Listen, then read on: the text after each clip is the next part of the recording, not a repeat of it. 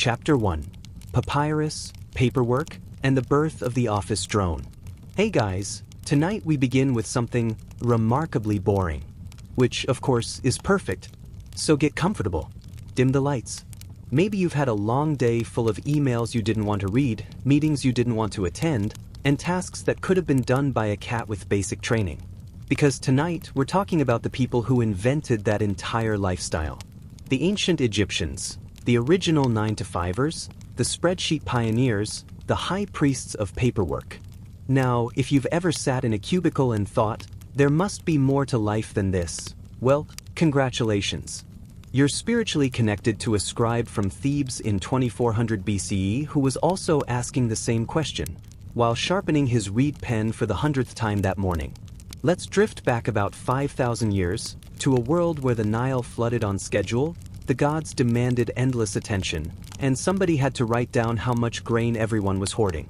Because heaven forbid someone forgets how many donkeys were delivered to the temple this week. And thus, the office was born.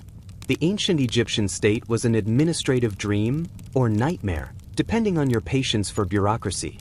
Every single thing that happened, from harvest tallies to the number of fish caught in a village pond, was recorded. And not just once, usually several times.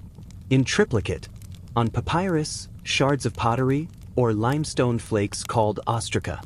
See, for the Egyptians, writing wasn't just about communication. It was about control. It kept the world from descending into chaos. Or, at least, it kept Pharaoh from thinking it had. Every royal decree, every tax payment, every temple delivery had to be documented, stamped, approved, reapproved, and then tucked neatly into some dusty archive where nobody would ever look at it again. The men, and occasionally women, tasked with doing all this were the scribes. They were the middle managers of eternity, the bureaucratic elite who could read, write, and make everyone else's lives miserable through the power of good penmanship. If you're imagining some kind of glamorous priestly scholar, lower that expectation immediately. Most scribes were overworked, underpaid, and probably had chronic neck pain. But compared to hauling limestone blocks in the sun, sitting in the shade with ink and a stylus was considered living the dream. In fact, scribe school was one of the earliest examples of what we'd now call career development. Young boys, often from noble or middle-ranking families, were trained to write hieroglyphs, hieratic script, and memorize lists so long that even Excel would weep. Their teachers were usually retired scribes, meaning they were bitter, sarcastic, and had opinions about kids these days not knowing their determinatives. There's an ancient Egyptian text called The Satire of the Trades, which is basically one long motivational speech written by a scribe trying to convince his son to stay in the profession. It goes something like this: "Don't be a potter, you'll burn yourself. Don't be a fisherman, you'll get eaten. Don't be a soldier, you'll die. Be a scribe, you'll just have sore fingers." Truly inspiring. But the system worked. By the Old Kingdom, scribes ran everything. The pharaoh may have been divine, but the scribes were the ones keeping the divinity properly filed. Let's float now to a dusty temple complex somewhere near Memphis. Not the Elvis one, the original Memphis, which was a bit less rock and roll. Picture a small, shaded office space carved into stone, with several men hunched over wooden writing boards, each mumbling numbers to themselves. There's a faint smell of ink, old reeds, and existential dread. One man sighs as he copies the same shipment record for the third time, 200 measures of barley, delivered from the estate of so-and-so. Another scribe walks in, holding a new tablet. "We need that in triplicate," he says. Of course they do. Bureaucracy is eternal. The head scribe, probably called something like Amenhotep son of Hori, sits at the front desk. His job title might have been overseer of the scribes of the granary of the Temple of Ptah, which sounds grand until you realize it just means chief paper pusher.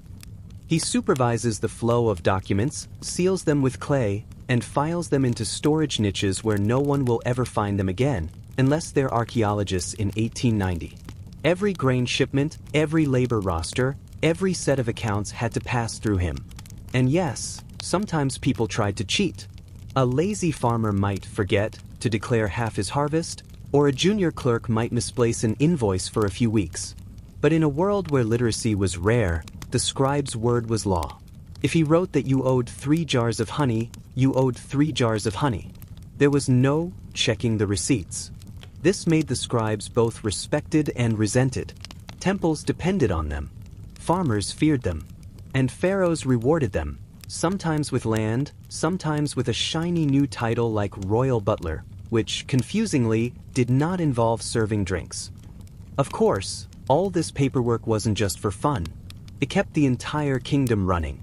The Egyptians had a tax system so detailed it would make the IRS blush. Taxes were collected in kind, meaning you didn't hand over coins, you handed over grain, cattle, beer, or linen. All of it logged by scribes, weighed by officials, and hauled away by soldiers who definitely weren't smiling about it. Once the records were compiled, they were sent up the administrative food chain, from local scribes to district scribes to the royal administration in the capital. Somewhere in the middle of this pile of papyrus, a higher-ranking official would review the figures and stamp them with a royal seal. Then, presumably, he'd take a long nap. It's worth noting that this massive paper trail had one unexpected side effect. It preserved everyday life.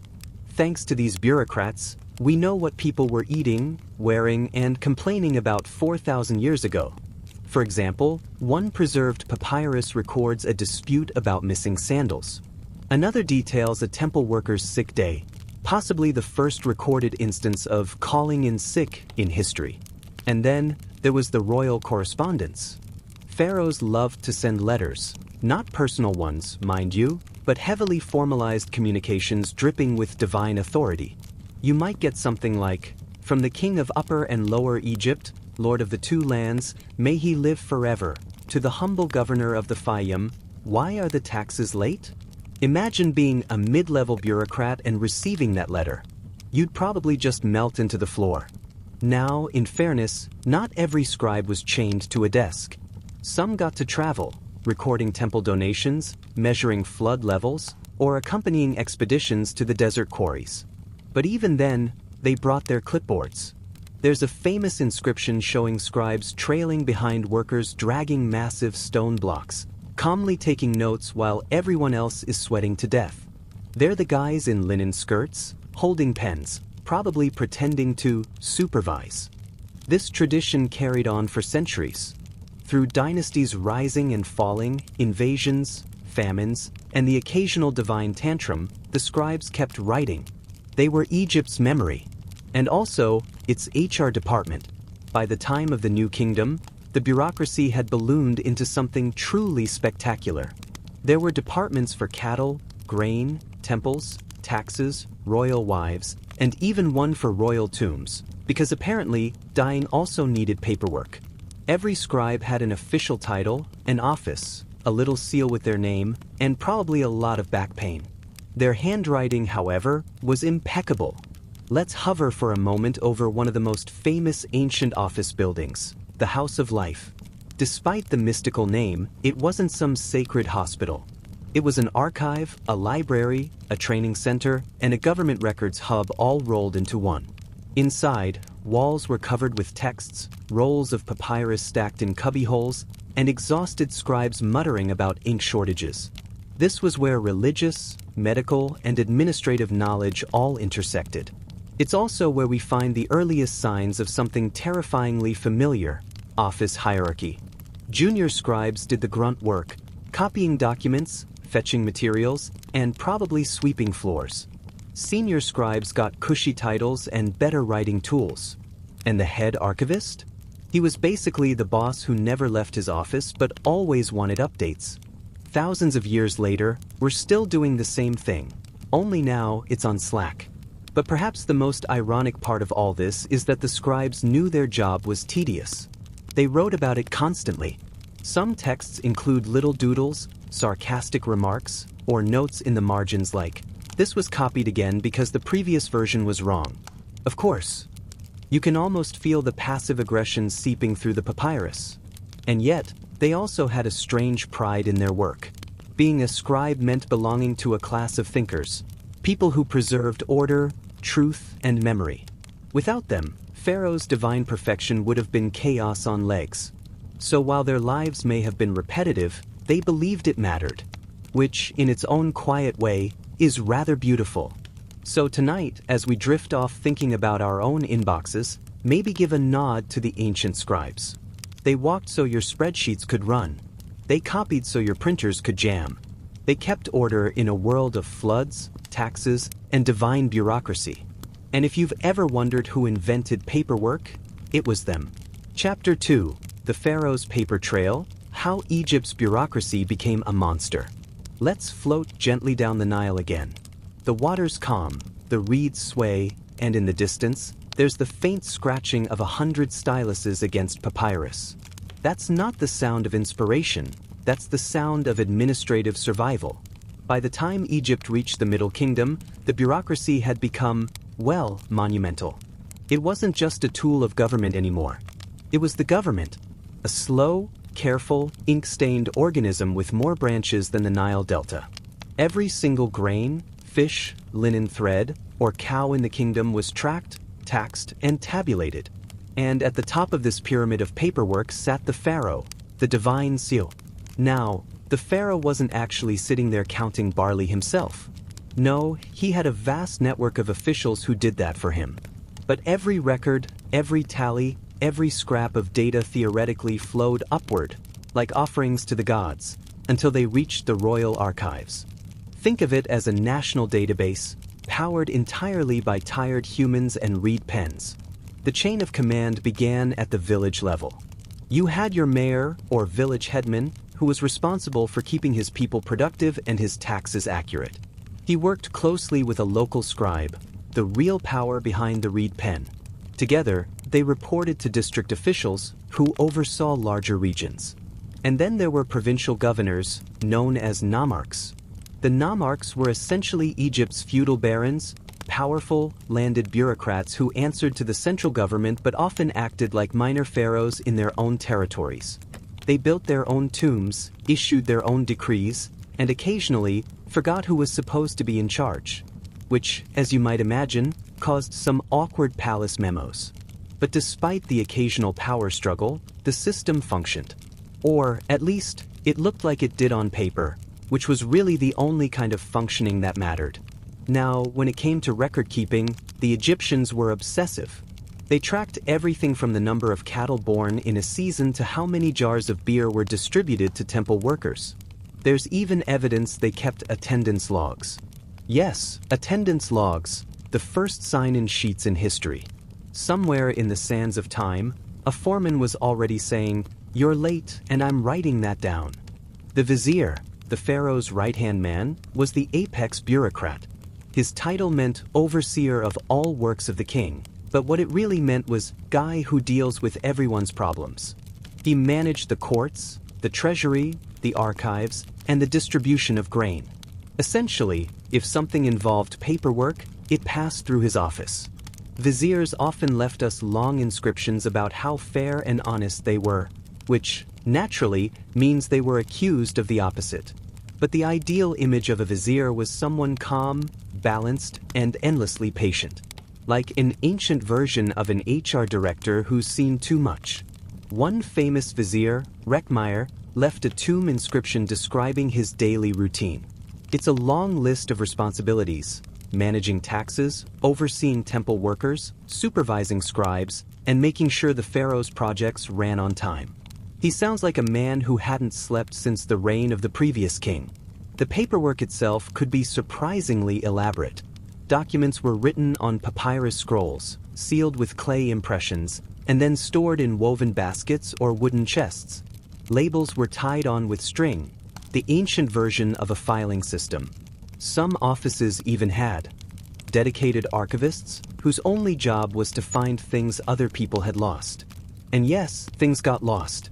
Often, archaeologists have uncovered papyri with frantic notes scribbled in the margins. The previous copy was missing or sent to the wrong department. There's something deeply comforting about knowing that even in 1800 BCE, someone was still emailing the equivalent of just following up on that document. The Egyptians also loved forms. Endless, repetitive, multi-column forms. Grain inventories, tax assessments, ration lists, work rosters, each line filled with painstakingly neat hieratic script. And the math. So much math. Entire scrolls of calculations showing how much grain should be collected, how many workers should be fed, how many bricks a team could make in a day. It's all so stunningly tedious that you can almost hear the scribes sighing through the centuries. Now, every good bureaucracy needs audits. The Egyptians invented those too. Teams of inspectors known as scribes of counting would travel from region to region, reviewing records and checking for discrepancies. They'd count livestock, inspect fields, and compare their findings with local reports. If numbers didn't match up, let's just say someone's career in the Ministry of Grain Allocation might suddenly end. These inspections could be brutal. There's a document from the New Kingdom describing tax collectors arriving at villages and demanding payments in grain, beer, or livestock. If people didn't have enough, they were beaten until they remembered where they'd hidden the rest. Bureaucracy, meet police brutality, one of humanity's oldest partnerships. And yet, despite the cruelty, the system kept Egypt running smoothly for millennia. The Nile flooded, the fields grew, the scribes recorded, and the pharaoh took credit. Everyone had a role, even if most of them hated it. Let's drift to one of the most fascinating examples of bureaucratic overreach, Deir el-Medina.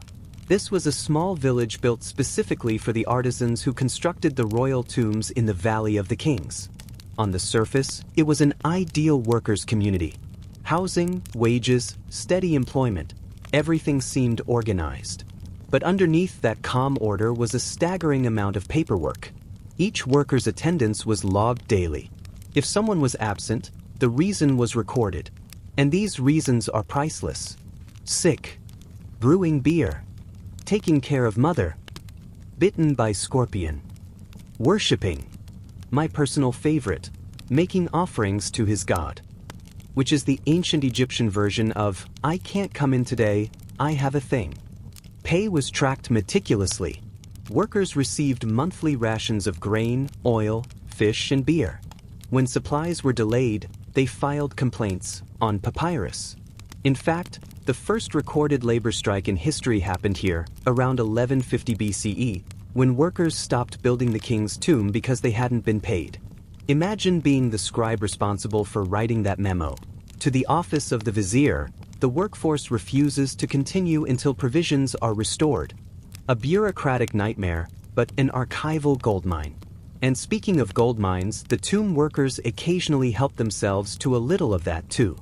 Theft from royal tombs was rampant, and the bureaucracy responded in the only way it knew how: more paperwork. There are entire papyri filled with court records about stolen tomb goods, missing amulets, and bribed guards. Each case includes names, confessions, witness statements, and official seals. It's ancient Egypt's true crime documentary series, only narrated by a man with an ink pot. But perhaps the most remarkable thing about these records is how human they are. Among the lists of taxes and punishments, you find notes about sick children, late deliveries, even petty workplace drama. One scribe complains that his superior spoke harshly. Another begs for more papyrus because his department ran out. So yes, even in the time of Ramses III, someone was already sending memos that said, "We are out of supplies." It's easy to laugh at all this. The endless forms, the obsessive counting, the officials with too many titles. But in a way, the Egyptian bureaucracy was a marvel. It kept one of the world's largest and most complex civilizations functioning for over 3,000 years. It managed harvests, built monuments, distributed food, and ensured that the divine image of order, Ma'at, was maintained. The cost was, of course, thousands of tired scribes slowly going cross-eyed in the desert heat. Still, the Egyptian dream of total documentation set the standard for every empire that followed. The Persians, the Romans, even the British, all borrowed from Egypt's idea that to rule the world, you first had to write it down. And if that meant a few million extra papyrus scrolls, so be it. Somewhere in a ruined temple archive, archaeologists once found a papyrus labeled "List of Everything That Exists." It was probably meant metaphorically, a theological exercise, maybe. But it's hard not to imagine some poor scribe actually trying to finish it, eyes glazed over, muttering, "Everything that exists again?" And that's really the spirit of Egyptian administration in a nutshell. The tireless attempt to catalog the uncatalogable, to manage the unmanageable, to bring divine order to a world that kept spilling ink all over itself. The pharaoh may have ruled by decree, but the empire ran on paperwork. Chapter 3: Scribes, Secrets, and Sarcophagi, the quiet power of Egypt's writing class. Let's drift softly now into the quiet chambers of the scribes, not the dusty public offices or the bustling temple storehouses, but the sanctuaries of ink and memory. The rooms where Egypt's true power sat cross-legged, stylus in hand, murmuring to themselves as they preserved eternity one papyrus line at a time. Because while pharaohs were divine and priests were sacred, it was the scribes who made both of them legible. Without them, the gods would have no temple records, the kings no decrees, and the taxes no proof of payment. They were the keepers of continuity, the quiet heartbeat of an empire that worshipped order above all things. And yet, most of them were invisible. In Egyptian art, scribes rarely look heroic. They're not standing tall with swords or crowns. They're sitting down, always sitting, legs folded, back straight, papyrus board on the knees. Their eyes are calm, observant, slightly tired. You can almost sense the quiet pride in their posture. A man who knows he doesn't need to lift a spear because his pen can do worse damage. The most famous statue of a scribe, found at Saqqara, captures that perfectly. It's a middle-aged man, slightly plump, because, of course, he wasn't hauling rocks, sitting cross-legged with a papyrus roll in his lap. His eyes are made of inlaid quartz, forever alert. His mouth almost smirks. It's not arrogance exactly, more like the look of someone who knows where all the receipts are buried. And in a way, he did. Scribes held enormous hidden influence. A single word from their pen could elevate a man to honor or bury him in obscurity. They recorded land grants, legal disputes, temple donations, and royal decrees. They managed inheritances and tax exemptions. If your family wanted their property properly registered, you needed a scribe. It was said that a scribe's ink is more lasting than a soldier's sword, which is a poetic way of saying bureaucratic paperwork outlives everyone. This influence made literacy itself a kind of power currency. Only a tiny fraction of the population could read or write, maybe 1% or 2%. The rest relied entirely on scribes to interpret laws, manage transactions, or communicate with the government. It was the perfect system for keeping the elite in charge. After all, if only one person in the room knows what the document actually says, that person quietly owns the room. The path to becoming a scribe started young. Boys, and occasionally, though rarely girls, entered scribal schools around age 10. These were usually attached to temples or government offices. Lessons began with copying simple signs, then sentences, then entire religious hymns. It was less creative writing and more, try not to ruin the papyrus. Teachers, known as sen, were notoriously strict. Surviving school texts are full of warnings like, "A youth's ear is on his back, he listens when he is beaten," which sounds harsh, but apparently was just the ancient Egyptian version of constructive feedback. The students copied moral maxims, official decrees, and lists of professions. And somewhere between the lines, they absorbed the hierarchy of their world. Pharaoh at the top, gods watching over all, and scribes, quietly, efficiently, keeping it all in motion.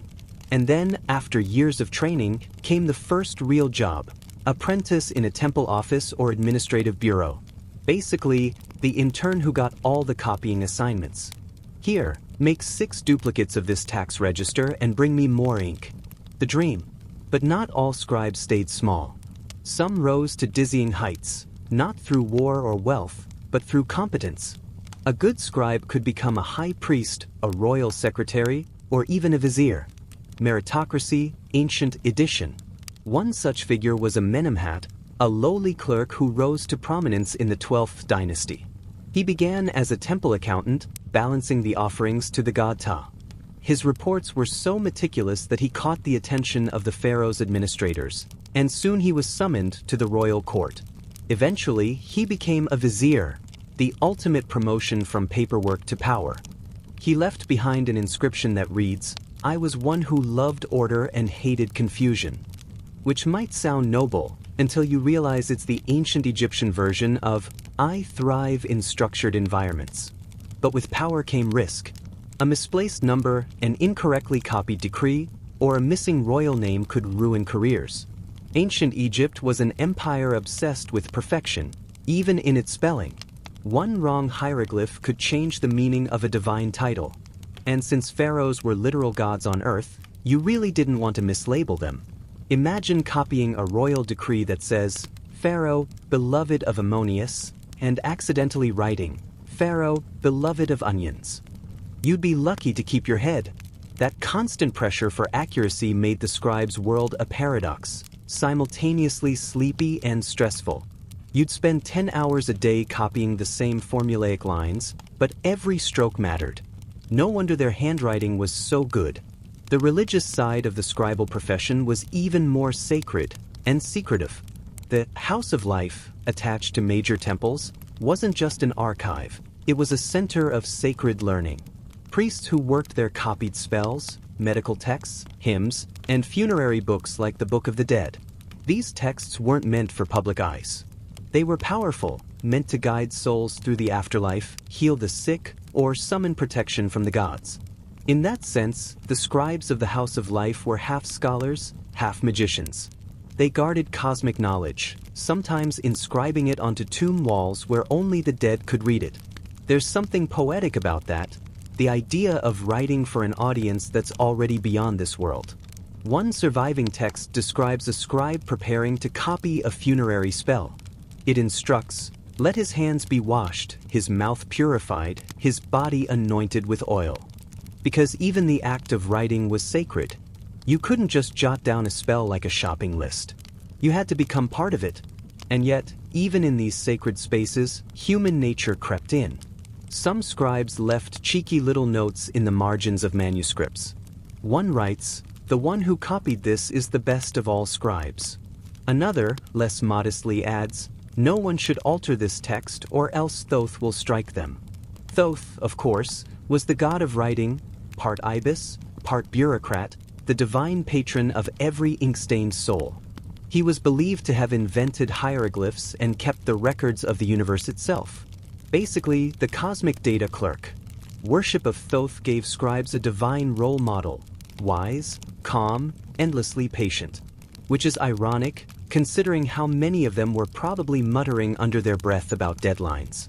Scribes also documented the most intimate details of death, the inventory lists buried in tombs, the names on sarcophagi, the spells painted inside coffins. Without them, we wouldn't have any of the elaborate funerary art that defines Egyptian civilization. When a noble died, scribes would record everything that went into the tomb, the linen, the oils, the figurines, even the food offerings. They'd label each item, often with tiny notes like, "For the ka of the nobleman," ensuring that the spirit knew what belonged to it in the afterlife. It's both deeply touching and deeply administrative. Even death had a checklist. And it wasn't just for nobles. Ordinary Egyptians hoped to be remembered too, if they could afford a scribe to write their name. Because to the Egyptians, being remembered was the same as being alive. To erase someone's name was the ultimate punishment, which makes the scribes, once again, the real gatekeepers of immortality. Of course, not all scribes were pious saints. Some were just people trying to survive a brutal system. Letters from workmen and minor officials reveal plenty of petty squabbles. The grain rations have not been delivered. The overseer speaks ill of me. My ink has dried and no one replenishes it. All written in impeccable cursive. One letter from a scribe to his superior reads simply, "You say I am lazy, but I am not. I am simply ill." Which might be the oldest recorded version of, "I'm working from home." And tucked among these notes are glimpses of humor. A fragment from Deir el-Medina has a doodle of a cat serving a mouse wine, a quiet rebellion against the seriousness of official life. It's comforting to know that even ancient bureaucrats doodled during meetings. For all their influence, scribes didn't leave behind grand monuments or epic battles. Their legacy was quieter, lines of ink on brittle papyrus, surviving by pure luck. But those lines became the foundation of everything we know about Egypt. Without them, there would be no stories, no records, no civilization for us to rediscover. They were, in essence, the first historians, though they'd probably be horrified to hear us say that. A historian deals in interpretations. A scribe dealt in facts, or at least in the official version of them. And that's the paradox of their power. They wrote truth into being, but only the truth their superiors wanted recorded. They shaped memory itself, while pretending to merely copy it. The gods ruled eternity. Pharaoh ruled Egypt. But the scribes, they ruled what survived. Chapter 4. Temples, Taxes, and the Art of Eternal Paperwork. Let's ease our way now into the temples, the marble hearts of Egyptian administration. They weren't just places of worship, they were the state's most powerful accounting departments. Behind the towering pylons and incense smoke, past the chants and offerings, lay the real sanctum, rooms full of scrolls, seals, and men with very good handwriting. Because, for the Egyptians, religion and bureaucracy weren't separate things. They were the same thing wearing different hats. The gods demanded offerings. Offerings required management. Management required records. And before you knew it, every act of devotion needed a scribe. The temple was both a church and a tax office. When you picture ancient Egyptian worship, you probably imagine priests waving incense, chanting hymns, maybe carrying statues of gods through sacred courtyards. That happened, but only because entire teams of clerks made sure the oil, incense, bread, and linen were all accounted for first. Every morning, the temple staff performed elaborate rituals for the gods. The statues of deities were bathed, anointed, dressed, and presented with food. And each of those items, every loaf, every jar, every flower, was logged in triplicate. The temple of Ammonius at Karnak, for instance, was basically a small city. It had thousands of workers, priests, bakers, brewers, gardeners, weavers, and, naturally, scribes to manage them all. The god himself might not have been picky, but his accountants certainly were. Offerings weren't just symbolic, they were economic. They came from taxes collected from farmers, craftsmen, and estates all across Egypt. The temples were vast redistribution networks, moving goods from the countryside into sacred warehouses, and from there into the hands of priests, workers, and officials. So, while Pharaoh was technically the richest man in Egypt, the temples were the ones holding most of the receipts. Each temple had a department called the House of Silver, which, despite its lovely name, was just the treasury. This was where offerings, donations, and taxes in kind were recorded, weighed, and stored. Silver was rare in Egypt, so House of Silver didn't mean they had piles of coins lying around. It meant they had value. Grain, oil, cloth, livestock, everything that could be traded or consumed. Scribes there were responsible for endless lists. How much grain came in this month? How many jars of beer were delivered to the priests? How much oil was used to polish the god's statue? And who, exactly, forgot to refill the sacred perfume jars again? We found papyri detailing every stage of these exchanges, signed, sealed, and occasionally corrected in the margins. It's the ancient version of financial auditing, with divine consequences. If a shipment went missing, the report would read something like, 5 measures of grain short. Scribe Hori reports delay due to flooding. Awaiting confirmation from overseer of granaries. Translation, someone's lying and will pretend not to notice until after the next flood season. The pharaoh, naturally, was at the top of this entire temple industrial complex. Officially, every offering was made to the gods on behalf of Pharaoh. But in reality, it was the temples that managed the flow of wealth. They owned enormous estates, entire villages, and herds of cattle, all in the gods' names, but conveniently administered by human hands. The larger the temple, the more power its scribes and priests wielded. By the New Kingdom, temples like Karnak and Luxor were so wealthy they rivaled the royal treasury.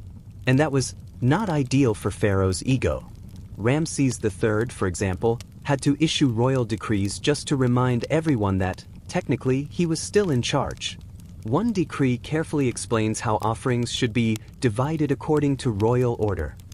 You can almost hear the irritation between the lines, the sound of a king realizing the god's accountants might actually outrank him. It's comforting in a strange way. Even divine monarchs had to deal with department rivalries. Of course, all that wealth created another problem: theft. Temples were full of valuable goods: gold jewelry, rare oils, fine linens, imported incense. And unsurprisingly, people stole them. A lot. We have actual court records from Thebes showing priests and workers caught smuggling temple items out under their robes. One man confessed to taking one golden earring and a small amulet, then selling it to a fellow scribe. Another record notes the theft of a jar of myrrh, a bronze vessel, and one small statue of the god. Even in the afterlife, the gods were apparently being shoplifted. The bureaucracy, of course, responded the only way it knew how: more paperwork. Investigations were launched. Interrogations were transcribed. Seals were changed. The temple archives ballooned with case files, each one describing who took what, when, and who was supposed to have been guarding it. So, not only did the temples house divine treasures, they also invented the first internal audit systems. And then there was taxation, the backbone of Egyptian order. Taxes in Egypt weren't just about money, they were about cosmic balance. The pharaoh collected tribute from his people to maintain Ma'at, the divine order of the universe. If the Nile flooded well, taxes were high. If it didn't, taxes were still high, but with more excuses written into the margins. The main tax was on land and crops. After the annual flood receded, surveyors measured how much farmland had been restored by the water. That determined each farmer's tax rate. The process was surprisingly scientific, using ropes, rods, and a few underpaid assistants to calculate acreage. And of course, scribes were there to record everything. They followed the surveyors, jotting down measurements, yields, and the occasional bribe. The system worked until it didn't. Every few decades, the bureaucracy would collapse under its own weight. Too many officials, too many overlapping records, too many missing deliveries of barley. Then the pharaoh would reform the system, usually by creating new titles and departments, which of course only made it worse. It's the ancient version of restructuring your company by adding more middle managers. But Egypt's tax system wasn't purely oppressive. It also gave people a sense of stability. Everyone knew their obligations, and as long as they met them, life flowed as predictably as the Nile. Taxes funded the temples, the army, the royal tombs, and public works. They built granaries, canals, and monumental statues nobody really needed but everyone admired. And for the scribes, taxes meant job security. As long as Pharaoh wanted his grain counted, someone had to count it. There's even a fragment of a hymn that praises the act of recording taxes. Yes, really, calling it the work that preserves Egypt for eternity. Which, to be fair, isn't entirely wrong. Without those records, Egypt's economy would have drowned in the floodplain centuries earlier. Temples also served as banks. People could deposit their wealth, in the form of goods, not coins, and withdraw it later, with the help of a scribe who kept the receipts. The temples even issued loans, sometimes with interest, and charged fees for administrative work. So, if you squint a little, you can see it. The first civil service, the first tax office, the first archive, and the first bank, all wrapped in incense smoke and divine imagery. Egypt didn't just invent the office job, it invented the paperwork religion. But perhaps the most haunting part of all this is how endlessly repetitive it was. Every generation of scribes copied the same forms, the same formulas, the same prayers. Each thought they were preserving divine order, but really, they were preserving habit.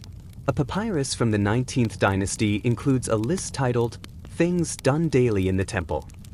It goes on for pages. Wash the statue, light the lamps, pour the milk, record the quantities, wash the statue again. Day after day. Century after century. It's hard not to imagine some weary scribe, late in the reign of yet another Ramses, yawning as he writes, "Lamp oil, 2 jars, same as always." And yet, that monotony was the point. Repetition was stability. If everything was written down and done exactly the same way, then the world stayed balanced. To the Egyptians, the universe itself was a kind of ledger, endlessly updated, endlessly rechecked, never quite finished. So, the next time you're buried in spreadsheets, maybe take comfort in the fact that your spiritual ancestors were doing the same thing 5,000 years ago, just with worse posture and no coffee breaks. They created temples that doubled as accounting firms. They worshipped gods who demanded receipts. And they believed, with absolute sincerity, that paperwork could keep the cosmos from falling apart. Maybe, in a strange way, they were right. ChatGPT said, Chapter 5. The Bureaucrats of the Afterlife, Paperwork Beyond the Tomb. Let's drift now into something Egypt did better than anyone else, taking their jobs to the grave. Literally. Because for the ancient Egyptians, bureaucracy didn't end with death. It just got promoted to the afterlife. They imagined the next world as a mirror image of this one. The fields still needed plowing. The temples still needed accounting. The gods still expected their daily quotas of bread, beer, and incense. So naturally, the dead needed to bring along their own administrative staff. And if that sounds absurd, that's because it was. But it was also profoundly practical. Why risk being stuck in the afterlife with no one to do your paperwork? Now, let's start with the shabti. These were small figurines, usually made of faience or wood, placed inside tombs. Their purpose? To do all the unpleasant manual labor for the deceased in the afterlife. Farming, carrying water, hauling grain, all the things a nobleman or scribe absolutely did not want to do, even when dead. Each shabti was inscribed with a spell from the Book of the Dead, which, roughly translated, said, "If I am called upon to work in the afterlife, this figurine shall answer in my place." In other words, the first remote work delegation system. The wealthier you were, the more shabtis you had. Some tombs contained hundreds of them, neatly arranged like a tiny labor force ready for eternity. Each figure was essentially a supernatural employee, proof that Egyptian bureaucracy had successfully unionized the spirit world. But the shabti army was just the beginning. Elite tombs were stuffed with miniature replicas of granaries, bakeries, breweries, and even scribal offices.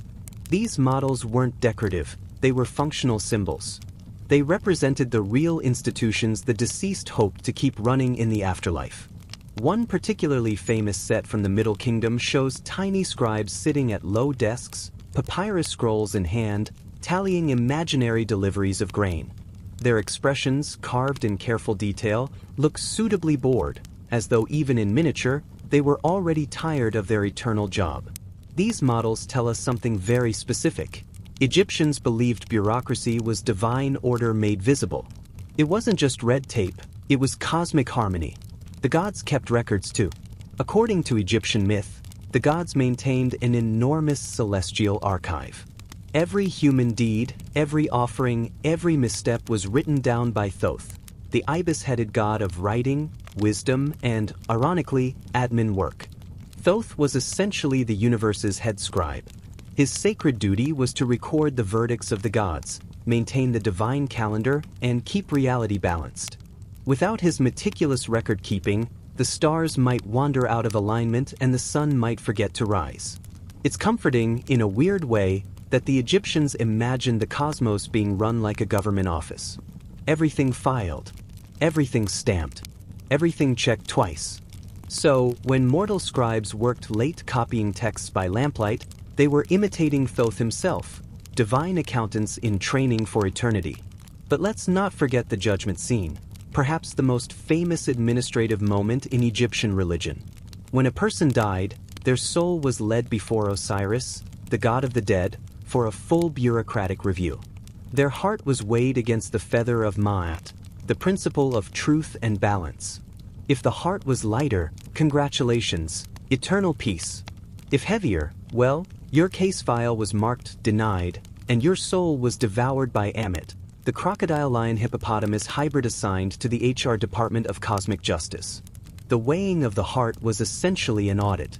The deceased recited the negative confession, a long list of statements like, "I have not stolen, I have not lied, and I have not falsified measures."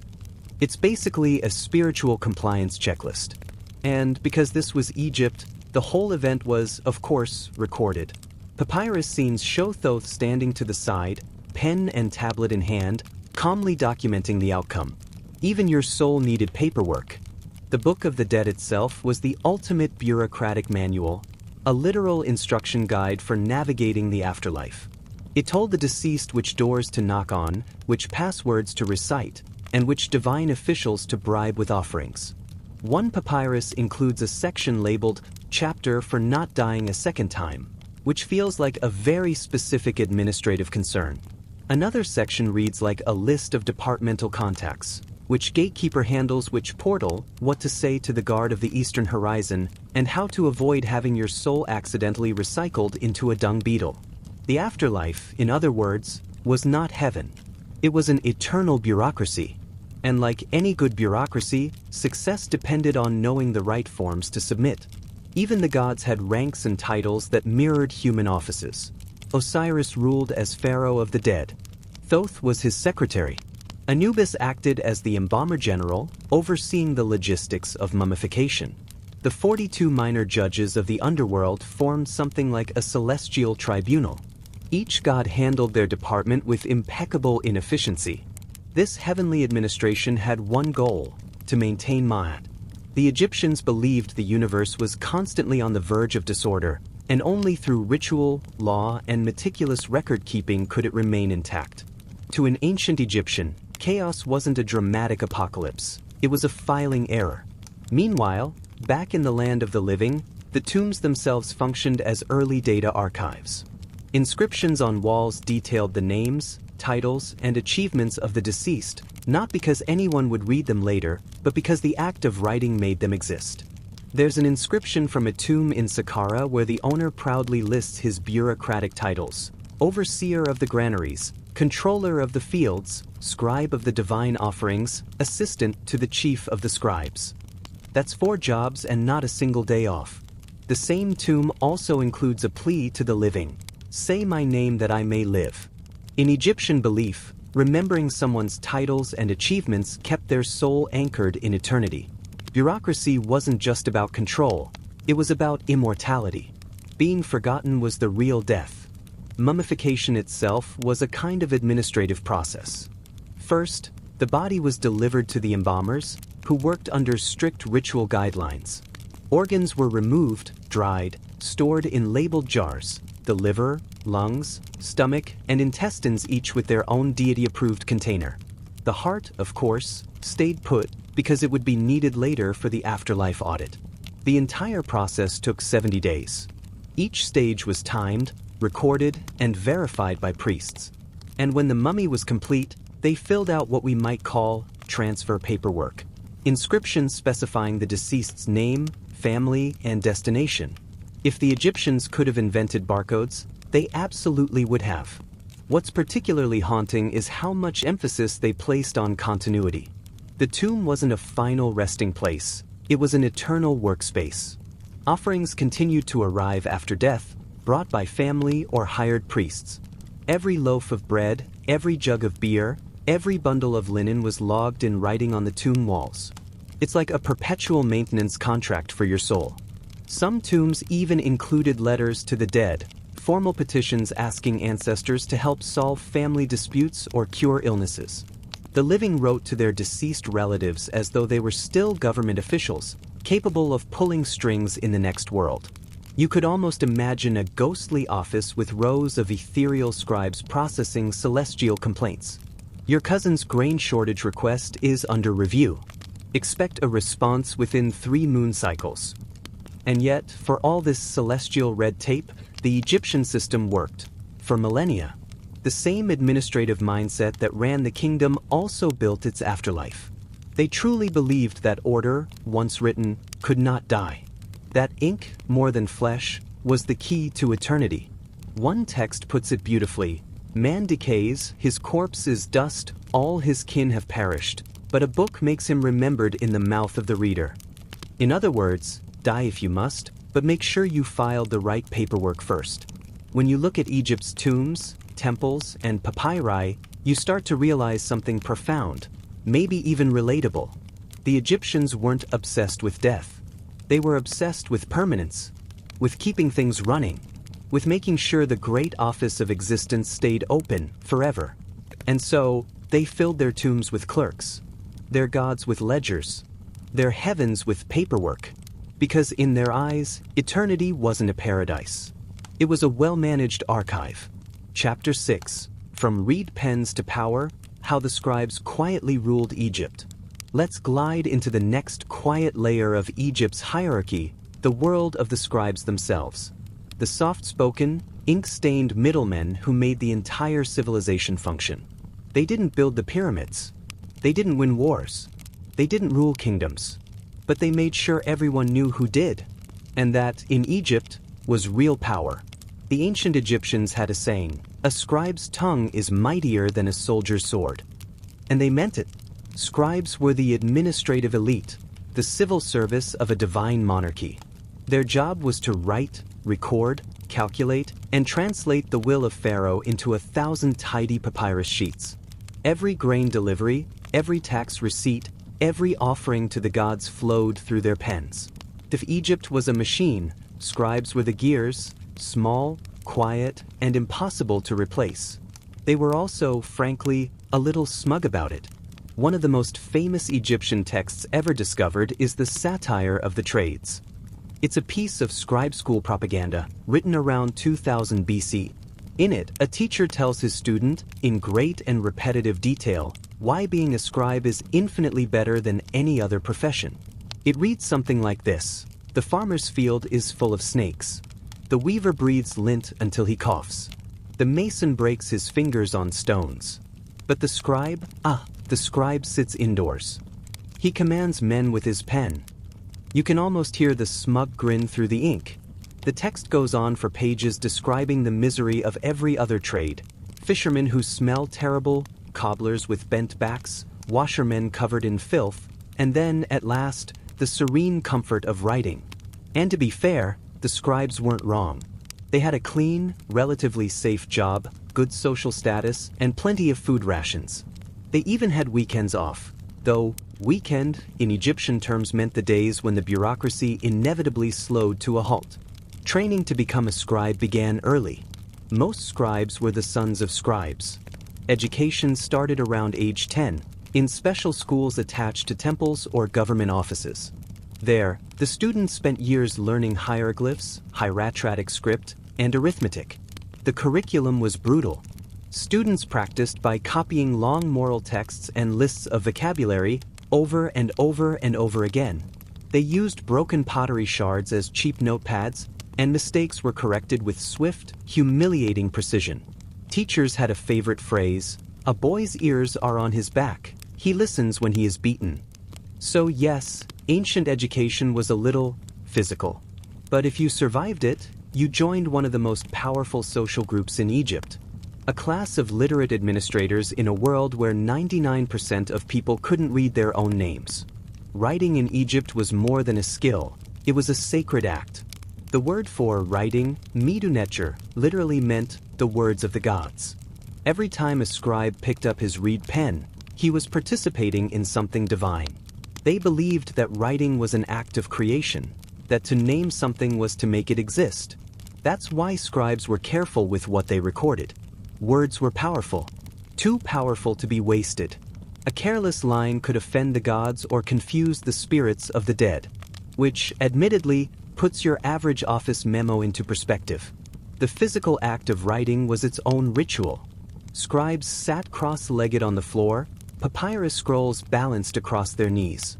They used sharpened reeds dipped in black or red ink, black for normal text, red for titles, names of gods, or warnings. Ink was made from soot and ochre mixed with water and gum. It dried quickly, which was convenient when you had to fill 3 dozen tax records before noon. Every scribe carried a small palette with 2 ink wells, a bundle of reeds, and a knife for trimming them. It was the ancient equivalent of a laptop bag, functional, portable, and a quiet badge of authority. If you saw someone walking with a reed case tucked under their arm, you knew that person could read your will, your taxes, and your sins. As literacy became the key to administration, the scribes began forming their own kind of aristocracy. They weren't nobles by birth, but they were essential by function. Pharaohs might claim divine power, but even they couldn't govern without paperwork. Every decree had to be written, copied, and distributed by someone. Every temple ledger, every construction order, every diplomatic letter, all of it passed through scribal hands. They became the invisible bureaucracy behind the throne. And in Egypt, invisibility was the surest form of permanence. Over time, scribes climbed the social ladder. The best of them could rise to incredibly high positions. Overseers of treasuries, royal secretaries, even viziers, the pharaoh's chief minister. The vizier was essentially the CEO of the kingdom. He supervised every department, signed off on every tax roll, and managed the court system. Many viziers started as simple scribes and worked their way up through years of quiet competence and careful flattery. Because if you controlled the documents, you controlled the decisions. There's a saying carved into one tomb that reads, "Be a scribe, for no one has ever found a scribe begging." That might sound boastful, but it was also true. Egypt's bureaucracy needed scribes like the Nile needed water. And yet, their lives weren't luxurious. The average government scribe earned rations of grain, beer, and oil, enough to live comfortably, but not extravagantly. They worked long hours in dim offices, often outside in the heat, or buried in temple storerooms counting jars of barley.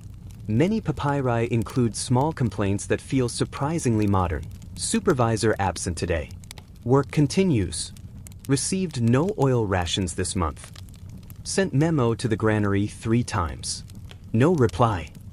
It's oddly comforting that even in 1200 BCE, people were still waiting for someone to answer their emails. Despite the monotony, scribes took pride in their craft. Tomb inscriptions show them seated calmly, pens in hand, surrounded by symbols of learning, ink palettes, scrolls, and writing cases. Some even included statues of themselves mid-writing, as if to ensure they'd still be working in the afterlife. For the Egyptians, that wasn't depressing, it was honorable. Writing wasn't just a profession, it was the essence of civilization. Without scribes, there would be no laws, no rituals, no taxes, no memory. And the pharaohs knew it. Scribes often appear in tomb and temple reliefs, standing beside kings as they record victories or offerings. While soldiers fought and priests prayed, the scribes wrote, and by writing, they made those events immortal. One anonymous poem from the New Kingdom even mocks the idea of statues and tombs. Man is perished, his corpse is dust, but a book makes him remembered. It's a small, poetic act of rebellion. The scribes couldn't build pyramids, but they could outlast them. That quiet power sometimes spilled into politics. A clever scribe, well placed in the royal court, could shape history simply by editing what was written. If Pharaoh ordered a victory carved on a temple wall, the scribe could choose how heroic it sounded. If an enemy rebellion was awkward, a few lines of poetic exaggeration could make it vanish from official memory. And if Pharaoh died, well, a careful choice of words could make the next ruler seem divinely chosen. Egyptian propaganda was bureaucratic, not shouted, but neatly copied, sealed, and filed. Some scribes became so respected that later generations treated them like saints. The most famous was Imhotep, originally a royal architect and scribe under Pharaoh Djoser. Centuries after his death, he was worshipped as a god of wisdom, healing, and writing. People left offerings at his temples hoping he'd bless them with intelligence, or at least good handwriting. Then there was Ptahhotep, a vizier from around 2400 BCE, who wrote an entire manual of moral advice for young bureaucrats. His maxims read like an ancient management handbook: do not be proud because of your knowledge. Consult the ignorant as well as the wise. Be silent when your superior is angry. Good words are rarer than emeralds, yet found among servants. It's oddly modern, a sort of how to win friends and influence Pharaoh's approach to office life. And while the scribes liked to think of themselves as timeless, their fortunes rose and fell with Egypt's dynasties. When the central government was strong, they thrived. When it collapsed, their papyri dried up. During chaotic periods, temples became their refuge, safe havens of ink and ritual where bureaucracy still meant something. But even when pharaohs fell, scribes endured. Their names might vanish from royal lists, but their handwriting survived on the backs of tax rolls, letters, and funerary spells. They were the quiet witnesses of Egyptian eternity, the ones who never stopped writing even as everything else turned to dust. There's a certain poetry in that. Egyptian kings left behind monuments of stone, but it's the fragile papyrus, the scribe's humble medium, that truly preserved their world. You can still read their letters today, their daily complaints, their careful ledgers. The ink fades, the fibers crack, but the words remain. And somewhere, you can almost feel the ghost of a tired clerk leaning over his desk, sighing as he writes the same formula for the 1000th time. Everything is in its proper order. All is accounted for. Because for the Egyptians, and perhaps for anyone who's ever worked behind a desk, that was the highest praise imaginable. Chapter 7, Pharaoh's Inbox, How the King's Mail System Ran an Empire. Let's drift onward to a world of clay tablets, reed pens, and the eternal patience of royal messengers. Because once Egypt became a proper empire, full of conquered lands, distant governors, and foreign princes demanding attention, the pharaoh found himself with a new problem: paperwork delivery. You can almost imagine it, the royal inbox overflowing with unread correspondence, a harried clerk trying to sort through tablets that all begin with the same flattering line: "To the great king of Egypt, the sun rising over all lands." By the late Bronze Age, Egypt had invented something astonishingly modern: a functioning international mail system. Not for the people, of course, just for the powerful, but still a mail system. And as always, it ran on scribes, couriers, and the endless flow of bureaucracy. The heart of this ancient communication network was the royal chancery, the pharaoh's central office of correspondence.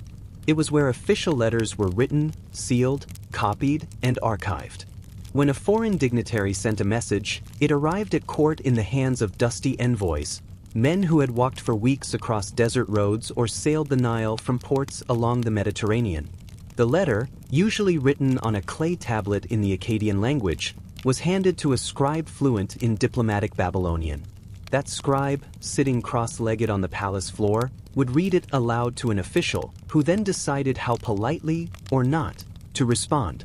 We actually have hundreds of these letters still preserved, the famous Amarna letters, discovered in the ruins of Pharaoh Akhenaten's capital. They date to around 1350 BCE and form the earliest surviving record of international bureaucracy. They are, in short, Pharaoh's inbox. The tone of these letters is a fascinating blend of flattery, passive aggression, and logistics. One king begins his letter with extravagant humility: "To my brother, the great king of Egypt, my son, my life, my God, may he live forever." Then, 3 paragraphs later, "Why have you not sent me the gold I requested? I have written 6 times. Have you grown forgetful?" If email existed back then, these kings would have been the kind who mark every message urgent and follow up within the hour. Akhenaten's clerks must have been perpetually exhausted. Each tablet that arrived had to be translated, transcribed, and filed. The replies had to be dictated by royal officials, checked for tone, copied neatly onto fresh clay, dried, sealed with the pharaoh's emblem, and dispatched by courier. It was the Bronze Age equivalent of having to print, sign, scan, and re-email every message. One poor scribe even left a note on the back of a tablet complaining about its broken edge, meaning someone, 3,000 years ago, was already frustrated with office equipment. Egypt's diplomatic reach at this time stretched across modern-day Syria, Lebanon, Israel, and into Anatolia and Mesopotamia. Maintaining contact required a small army of couriers. These weren't casual messengers, they were trusted officials, carrying letters that could shape entire alliances. They traveled with escorts, supplies, and, most importantly, duplicates of the letters they carried. Because nothing was more terrifying than arriving at a foreign court and realizing the clay tablet cracked en route. A single diplomatic message might take weeks or even months to reach its destination.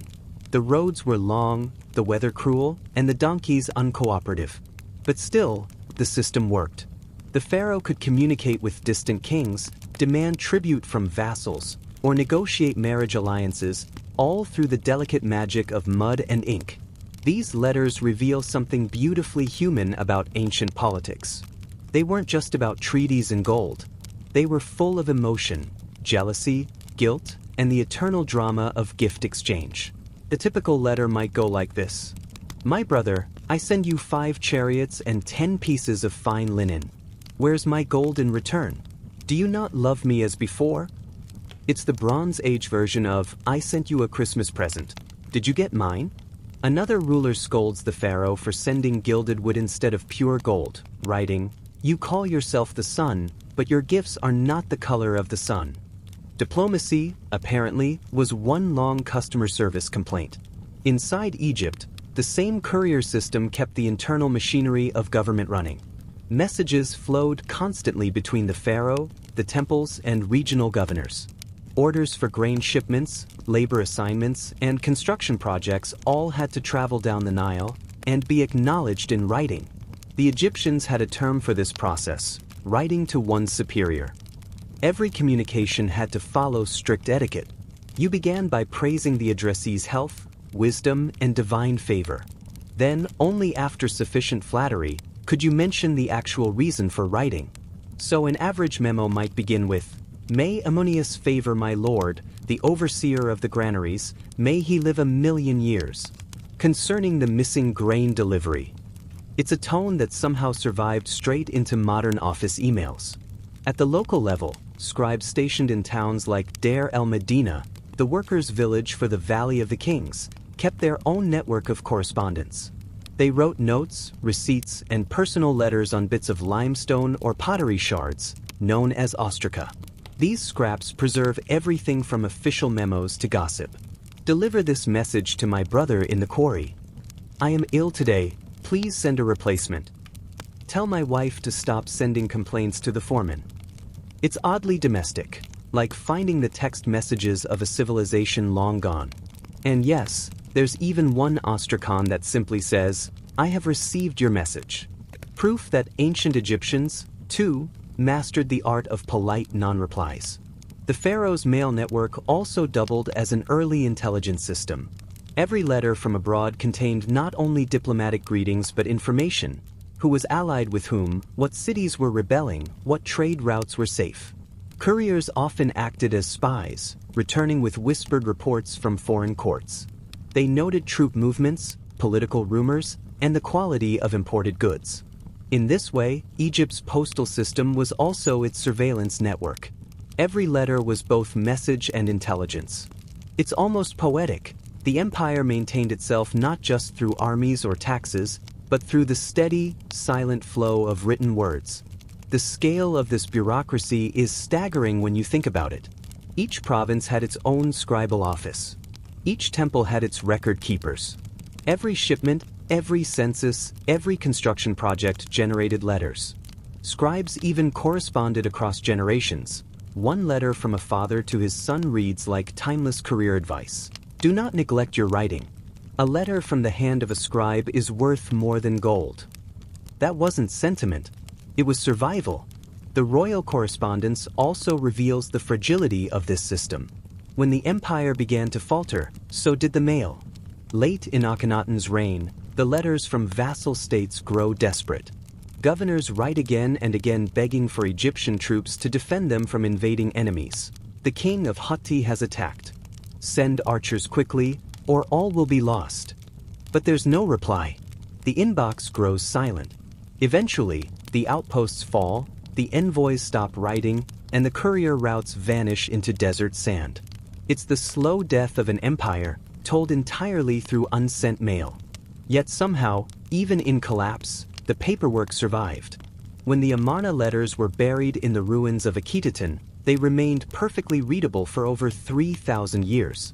The ink faded, the kings turned to dust, but the words, the tone, the pettiness, the bureaucratic politeness, endured.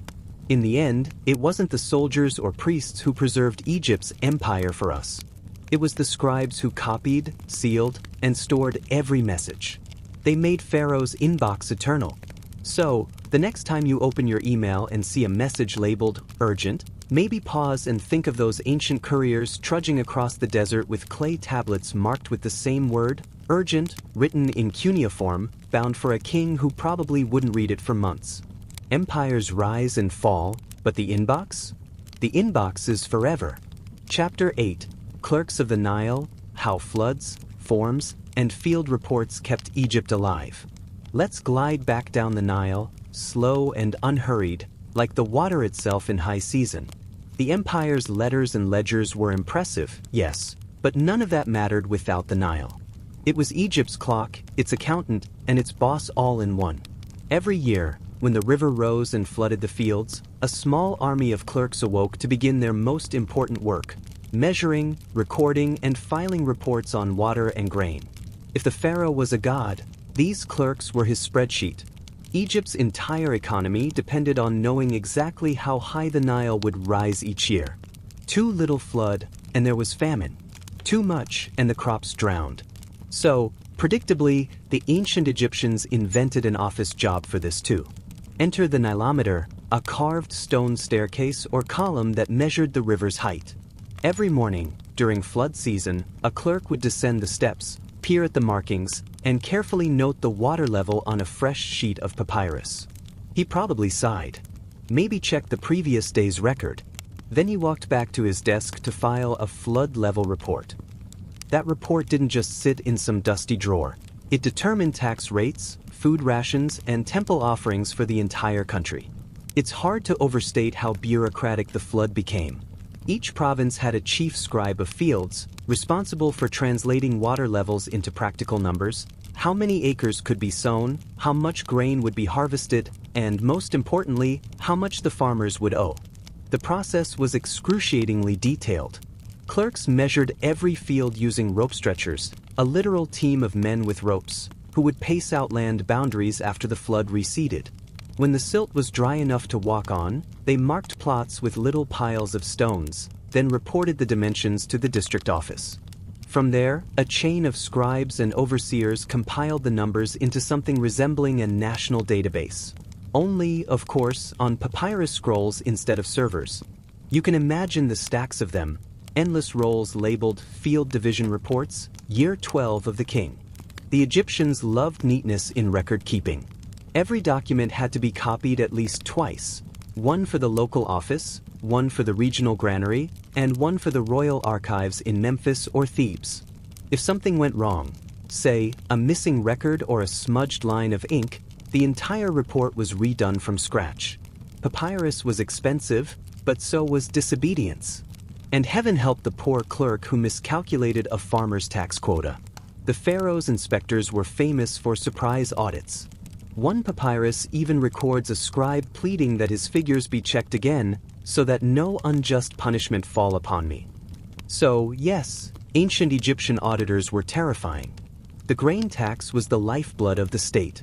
Instead of paying in coins, farmers delivered portions of their harvest to government granaries. There, more scribes awaited them with reed pens and abacuses. The grain was poured, weighed, and logged on official lists. Name of farmer, name of field, measured yield, amount owed to the crown. Then a receipt was issued, written proof that the farmer had done his civic duty. That little slip of papyrus was basically an ancient tax return. And of course, if the farmer lost it, another clerk would sigh and copy a replacement, but only after verifying through 3 separate records that the grain had indeed been received. If this all sounds familiar, it's because Egypt essentially invented government paperwork. The clerks weren't just number crunchers, though. They were bureaucratic adventurers. During the flood months, they traveled by boat to inspect distant estates, temples, and irrigation canals. They carried ink pallets, writing boards, and small chests for scrolls, the briefcases of their age. Some even brought assistants to hold umbrellas over their heads while they wrote in the sun. Yes, you read that right. The ancient Egyptian bureaucrat had interns. One surviving letter from a traveling scribe complains about his trip south. I have eaten fish for 5 days and the mosquitoes bite without end. The overseer has not sent me new ink. May Thoth curse his negligence. That's the sound of an exhausted civil servant, 3,000 years before coffee breaks existed. The work itself was often ceremonial. The act of measuring, writing, and sealing records was a sacred ritual. The god Thoth, patron of writing and wisdom, was said to record the outcome of every life and every deed, a divine parallel to what the scribes did daily. So in their minds, bureaucracy wasn't boring. It was divine order. Each report, each signature, each neatly drawn hieroglyph was a way of keeping Ma'at, the cosmic balance, intact. A missing document was more than a clerical error. It was a tiny breach in the universe's structure. You can't get more bureaucratically spiritual than that. Of course, not everyone shared their enthusiasm for paperwork. Farmers loathed the arrival of the clerks. One old text called The Eloquent Peasant features a farmer begging for justice after being wronged by corrupt officials. He praises writing as a tool of truth but also as something that can be twisted to oppress. It's one of history's earliest rants against red tape. There were even proverbs about it. The scribe's mouth saves him, the farmer's back breaks him. Better to have a pen than a plow. In a society where literacy was rare, writing was both a privilege and a weapon. Those who could write controlled those who couldn't. The scribal schools were well aware of this. They trained new generations not only in penmanship but also in attitude. Papyrus fragments from student exercises reveal what they copied day after day. Moral lessons disguised as office motivation. One line repeats, "A scribe's calling is greater than any other. There is no worker without a scribe to direct him." Another warns, "Do not be idle, lest your writing become unsteady." And of course, the classic, "Writing is more lasting than fine granite." It's bureaucratic pep talk mixed with existential philosophy, an odd combination, but it clearly worked. The Egyptian scribes maintained their dominance for millennia. Once the grain was collected, it didn't just vanish into the royal vault. It was redistributed according to the same scribal precision. Temple priests, soldiers, and craftsmen were all paid in grain rations. Every handful was weighed and recorded. Entire papyrus rolls list monthly rations down to the loaf. To the carpenter, 2 sacks of emmer. To the overseer, 5 loaves and 1 jug of beer. It's the oldest known payroll system. And somewhere in an office by the Nile, another clerk was undoubtedly checking the totals twice, muttering about missing numbers, and wishing he'd gone into boat building instead. Even the Nile's moods were bureaucratically anticipated. Every temple kept records of flood patterns stretching back generations. When the water rose too little, the priests and scribes met to draft petitions to the gods, formal letters of complaint addressed to the divine. Some were even archived, as if the gods themselves might need to show proof of correspondence later. It's a kind of optimism that only a lifetime of paperwork can teach you. At the heart of all this was a strange paradox. Egypt's stability, its reputation for eternal order, depended entirely on the fragile material of ink and papyrus. Floods could wash away records. Fires could erase entire generations of data. Yet somehow, enough survived. Enough that we can still read a tax receipt or an irrigation report from 3,400 years ago and know exactly how much grain a farmer owed that season. That's how carefully they managed their world, through ink, patience, and a faith in bureaucracy as eternal truth. By now, you can see that Egypt's civilization was, at its core, an office. A divine one, perhaps, but an office nonetheless. The river rose. The clerks recorded. The grain came. The taxes flowed. Every year, the same rhythm repeated, scribes gliding through corridors of papyrus and ink while the Nile pulsed beside them, calm, steady, predictable. It's almost hypnotic. And maybe that's the secret. Egypt endured not through conquest or invention, but through the quiet persistence of its paperwork. Thousands of years before computers, before forms and filing cabinets, before bureaucrats learned the power of red tape, the clerks of the Nile had already mastered it. Chapter 9. Temples, Taxes, and Sacred Accountants, when the gods went corporate. Let's drift quietly now into the cool shade of Egypt's temples, those stone forests of columns, humming with incense, prayer, and paperwork. Because as it turns out, being divine in ancient Egypt was not just about eternal light and cosmic order. It was also very much about running an efficient business. Every temple was, in effect, a corporation of the gods, a sprawling network of land, workers, warehouses, and scribes, all managed under the calm yet suspicious gaze of accountants in linen kilts. We imagine temples as purely spiritual, but in Egypt they were closer to multinational companies, part church, part bank, part food supplier, and part human resources department. And, naturally, they had a lot of forms. The pharaoh might have been the CEO of Egypt, but each temple operated like a semi-independent subsidiary. The priests didn't just chant hymns. They tracked inventory, monitored production, managed staff, and submitted monthly reports to the royal treasury. Inside those massive temple walls were archives, filled with papyrus scrolls neatly tied in bundles, each tagged with the date and contents. Some listed temple lands. Others tracked the distribution of rations to workers. And some were basically budgets, balancing offerings received against expenses paid out to maintain the god's household. Because yes, the gods had households. They needed clothes, furniture, boats, cattle, incense, bread, and perfume. And every single item was carefully logged. When the morning ritual began, priests didn't just wave incense and murmur prayers. They opened sealed storage jars, inspected the daily offering list, and checked each item off as it was laid before the god's statue. The temple's inner sanctum was both an altar and an audit. After the offerings, the food wasn't wasted. It was distributed down the temple hierarchy. The higher your rank, the better your leftovers. And somewhere in the back office, a scribe was dutifully recording how much beef, bread, and beer had been transferred from divine to mortal consumption. Imagine having to write that on a balance sheet. The most powerful temples, like those of Ammonius at Karnak or Tar at Memphis, owned thousands of acres of farmland, fleets of boats, and armies of workers. Their treasuries gleamed with gold and silver from tribute, taxes, and trade. It reached a point where some pharaohs openly worried about how much wealth the temples controlled. Ramses III, for instance, famously donated entire estates to the Temple of Ammonius, and later realized he might have gone a bit too far. By the end of his reign, the temple owned nearly 1/3 of Egypt's arable land. You can practically hear his successors groaning, "We gave the god of Thebes a real estate monopoly." Of course, the temple scribes kept immaculate records of all this generosity. The Harris papyrus, one of the longest papyri ever found, runs nearly 40 meters and lists every single gift Ramses III supposedly donated to the gods: grain, land, cattle, gold, silver, perfumes, and even boats. Reading it feels like scrolling through an ancient accounting ledger written by someone who truly loved detail.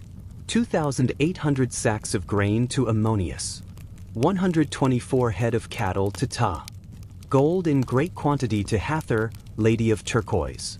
You can sense the pride in the precision, a civilization that found comfort in numbers. Every item that entered or left the temple storerooms passed through multiple layers of authorization.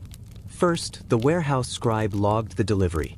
Then the overseer verified it.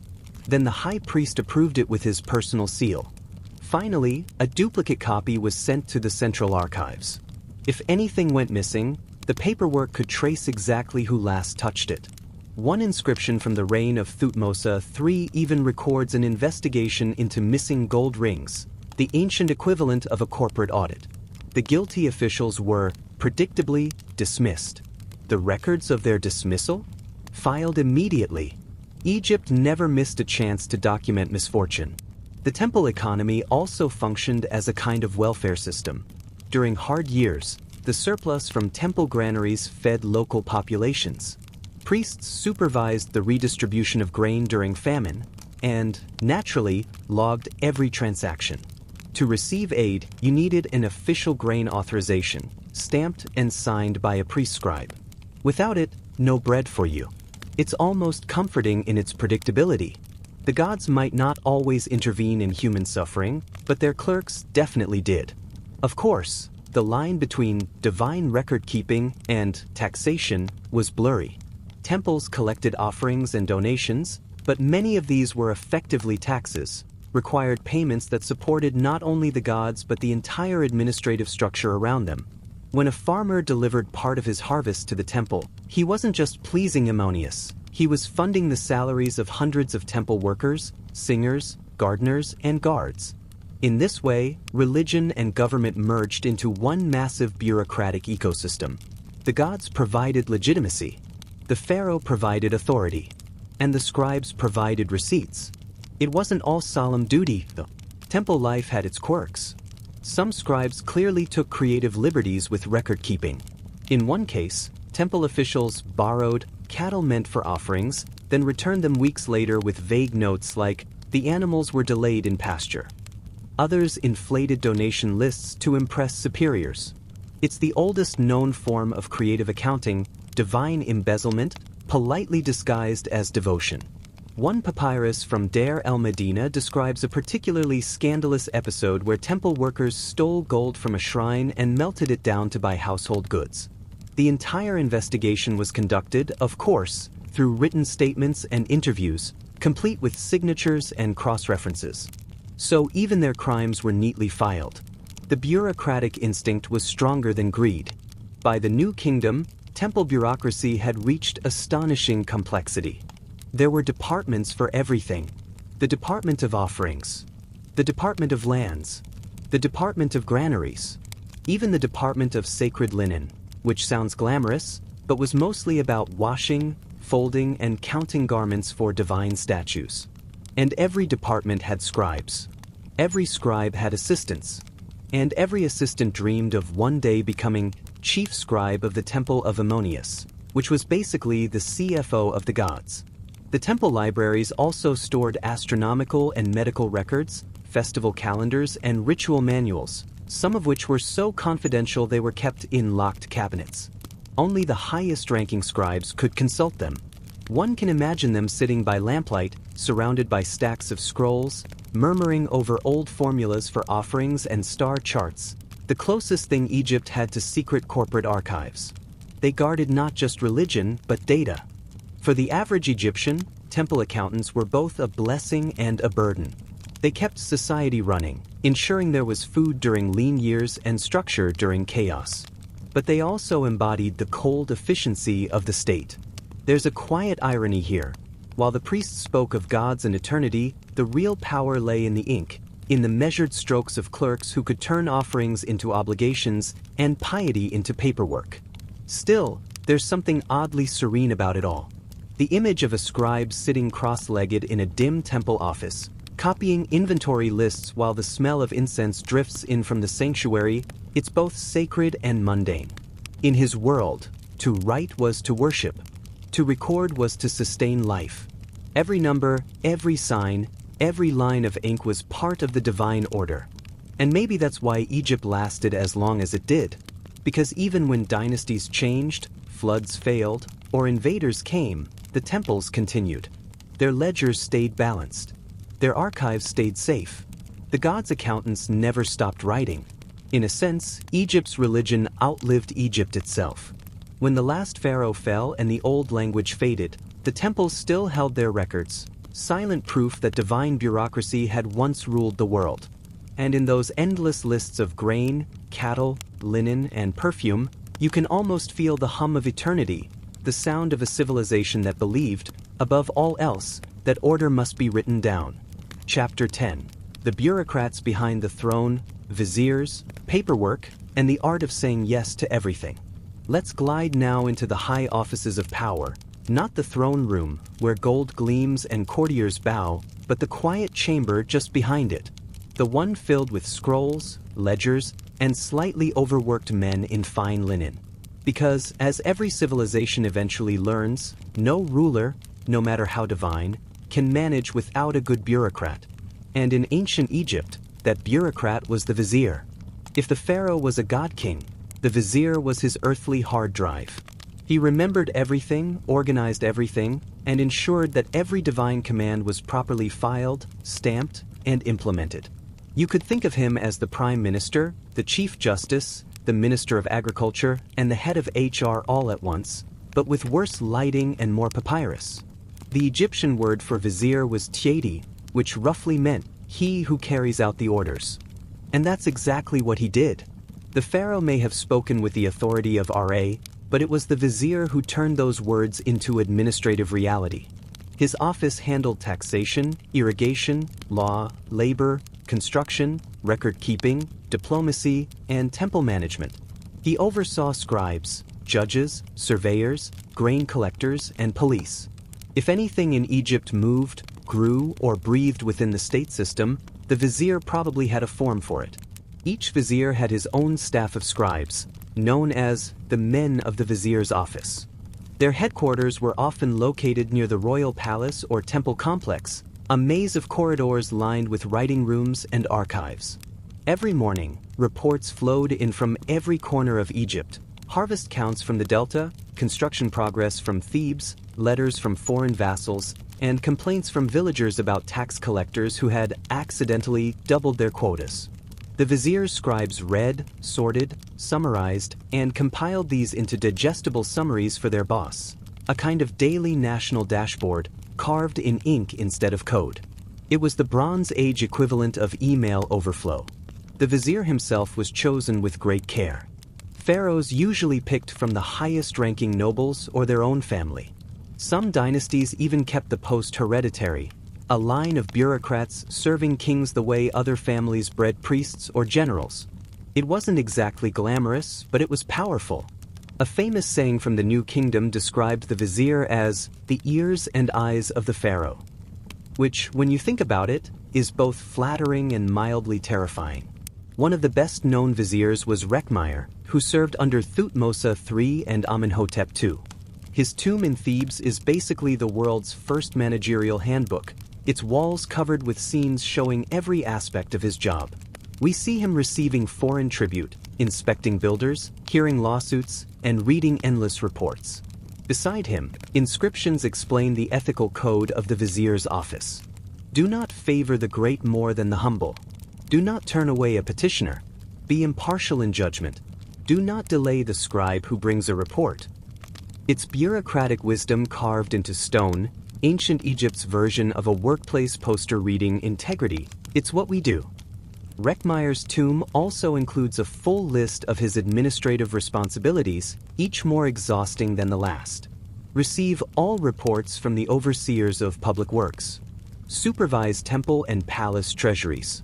Manage granary accounts. Hear legal cases and complaints. Oversee census and tax records. Approve distribution of rations. Inspect scribal schools and ensure proper training. It's the kind of to-do list that could make even the most caffeinated manager cry. And, of course, at the bottom of it all, ensure all documents are written correctly and filed properly. Naturally, the true foundation of civilization, the vizier's office was not just about keeping records, it was about keeping balance. The Egyptians believed that justice and order, ma'at, had to be maintained in every part of life, and the vizier was its living embodiment. He didn't just enforce laws, he was expected to personify cosmic harmony. When he presided over court cases, he wore a small image of Ma'at around his neck, as if to remind everyone, including himself, that paperwork and morality were deeply connected. Imagine being told that your expense reports had to align with the universe's divine equilibrium. The legal side of the vizier's job was vast. Petitioners came to his hall to settle disputes over land, debt, inheritance, and labor. The proceedings were written down by scribes and stored for reference, meaning ancient Egypt had something close to case law. If you argued that your neighbor's goat had trespassed on your field, a clerk could check whether a similar goat incident had occurred 10 years ago in Memphis. Justice by cross-reference. Beneath the vizier were the overseers of the 6 great houses, departments responsible for managing specific areas like the treasury, granaries, archives, and the royal works. Each department sent daily updates. Some reports included field sketches, inventories, or even attached samples, fragments of cloth, bits of grain, or stone chips from construction sites. It's strangely touching to think of those little material attachments traveling across Egypt, all so someone could verify that the stone from a quarry matched the one requested by the pharaoh's architects. They were running a system of quality control thousands of years before clipboards existed. Of course, the job wasn't without danger. A vizier could fall out of favor instantly if the pharaoh suspected corruption, incompetence, or, worst of all, disloyalty. A few were executed for mishandling royal funds. Others simply vanished from the records mid-reign, their names quietly erased. It's the timeless fate of bureaucrats. If things go well, no one notices you. If they go badly, it's entirely your fault. Still, for every downfall, there were long, stable careers. Some viziers served under multiple pharaohs, acting as the one consistent element in a constantly changing political landscape. They were Egypt's institutional memory, the keepers of procedure, precedent, and caution. Even when new dynasties rose, the bureaucratic system continued, reshaped but never destroyed. The vizier's office was like bedrock under shifting sand. Their influence went far beyond administration. The viziers decided what was worth recording, and by extension, what history would remember. They chose which decrees were carved into temple walls, which triumphs were copied for the archives, and which failures quietly disappeared into the Nile. So the story of Egypt that survives to us, the official story, was filtered through the calm pen of the vizier's scribes. Pharaohs might have been gods, but it was the bureaucrats who wrote their immortality. The vizier's daily life, as we can piece it together, was surprisingly structured. He woke early, met with his chief scribes to review incoming correspondence, held hearings in the morning, inspected work sites at midday, and returned in the evening to sign off on documents. Meals were modest. Breaks were few. His evenings were often spent checking the accuracy of accounts, to ensure no man may speak against the records of the vizier. If he ever took a day off, it wasn't written down. Because of course it wasn't. Even the vizier's home life reflected bureaucracy. His household had its own steward, scribes, and record books. His tomb inscriptions list not just his titles but his subordinates, as though even eternity required an org chart. When they buried him, they often included a small writing kit, a palette, a brush, and a roll of papyrus, so that he could continue managing the afterlife efficiently. You never really retire from paperwork. One curious inscription, known as the Instruction of Reckmeyer, reads almost like career advice for civil servants. It warns future viziers to be patient with subordinates, firm with the lazy, and gentle with the ignorant. Then it concludes in perfect bureaucratic poetry. The office endures only through correctness. The tongue of the scribe is his weapon. Do not be swift of anger, nor hasty in judgment. Let your ears be open to all petitions, for truth is hidden in many mouths. It's calm, reflective, and oddly modern. You can almost imagine it printed on an inspirational poster. Listen, record, maintain order. Through men like Reckmeyer, we glimpse the quiet backbone of Egyptian civilization, not the glory of kings, but the endurance of structure. Their tools were not swords or crowns, but pens and patience. They didn't conquer lands, they conquered chaos. Every form they filed, every report they reviewed, every petition they heard kept the great machinery of Egypt turning smoothly. And in a world obsessed with eternity, that was perhaps the most divine act of all. Chapter 11. Paperwork in the Afterlife, How Egyptians Brought Bureaucracy to Death Itself. Now let's drift into the quiet, dimly lit realm of the afterlife, the place Egyptians called the Duat. It's a world of gentle darkness, soft rivers, and, surprisingly, paperwork. Because if the living needed scribes, ledgers, and forms to maintain order, the dead apparently did too. The afterlife wasn't just about floating in eternal sunlight or enjoying an endless banquet of bread and beer. It was a carefully administered bureaucracy designed to ensure that souls were accounted for, judged fairly, and given the correct rations of happiness. And, of course, all of it required records. The concept begins with the Book of the Dead, a series of funerary texts designed to guide souls through the underworld. These texts are, in essence, detailed instruction manuals, maps, warnings, rules, and forms for the soul to follow. You could almost imagine the afterlife having its own HR department. Step 1. Fill out your application correctly. Step 2. Ensure all your deeds are recorded accurately. Step 3. Pass the auditors at the Hall of Two Truths. The Egyptians believed that if your paperwork was incomplete, the afterlife could become inconvenient. At the center of this system was Osiris, the god of the dead and divine judge. He didn't wield a sword or brandish lightning. He held a scale, a balance of Ma'at, measuring the soul against the feather of truth. But the scale wasn't magic alone. Behind it sat a staff of scribes. They recorded every confession, every misdeed, every truth uttered by the deceased. One misstatement, and your form could be rejected, metaphysically speaking. The judgment process itself was surprisingly bureaucratic. The deceased presented their negative confession, a list of 42 sins they claimed not to have committed. I have not stolen. I have not lied. I have not failed to record taxes accurately. These confessions were cross-checked by divine scribes, often illustrated in tomb paintings, holding brushes and papyrus. Finally, the scale measured your heart against the feather of truth. If the scales balanced, your file was approved. If not, well, let's just say your file got marked needs.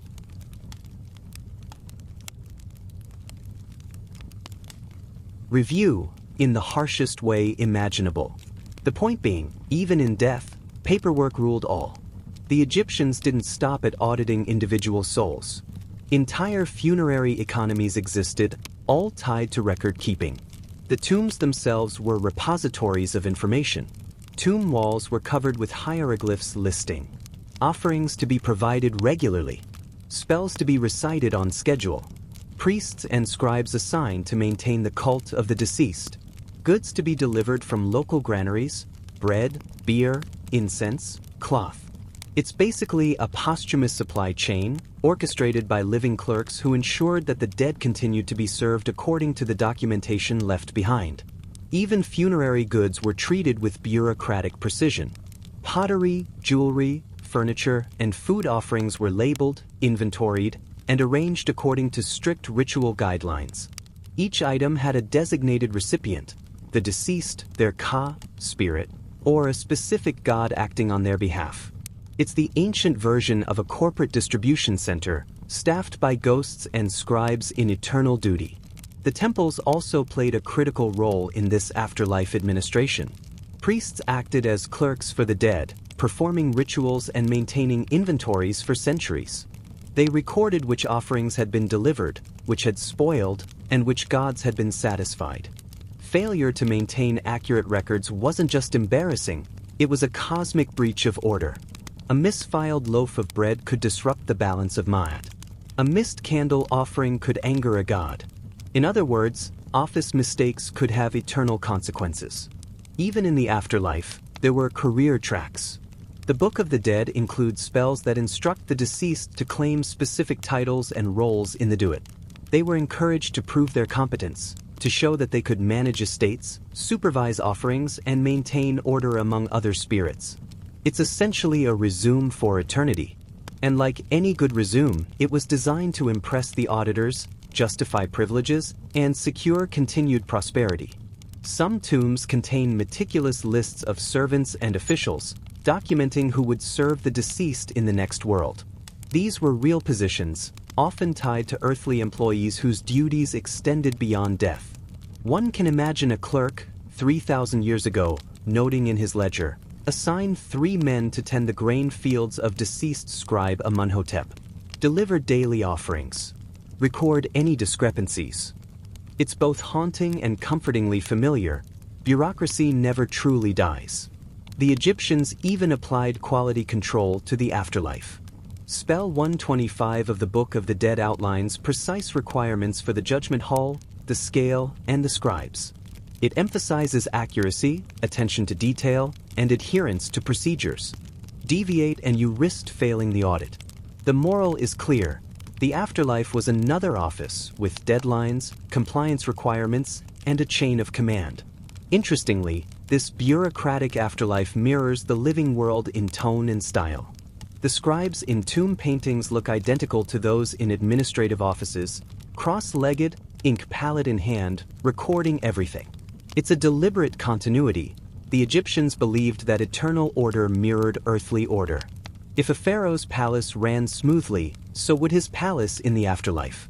If his scribes were meticulous, he would enjoy eternal sustenance. If paperwork was neglected, Well, eternity could be, let's say, less comfortable. Even magic was bureaucratic. Amulets, spells, and ritual texts were carefully cataloged and positioned.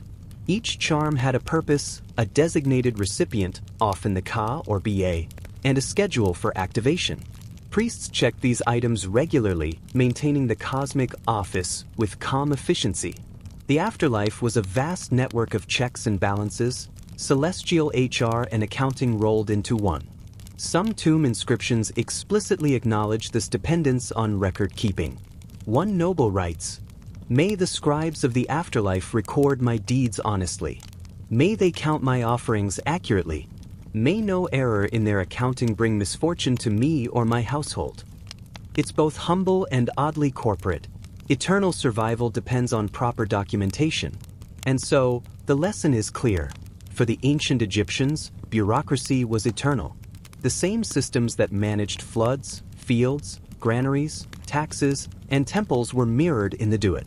Scribes, ledgers, auditors, and careful procedures ensured that life and death proceeded in orderly fashion.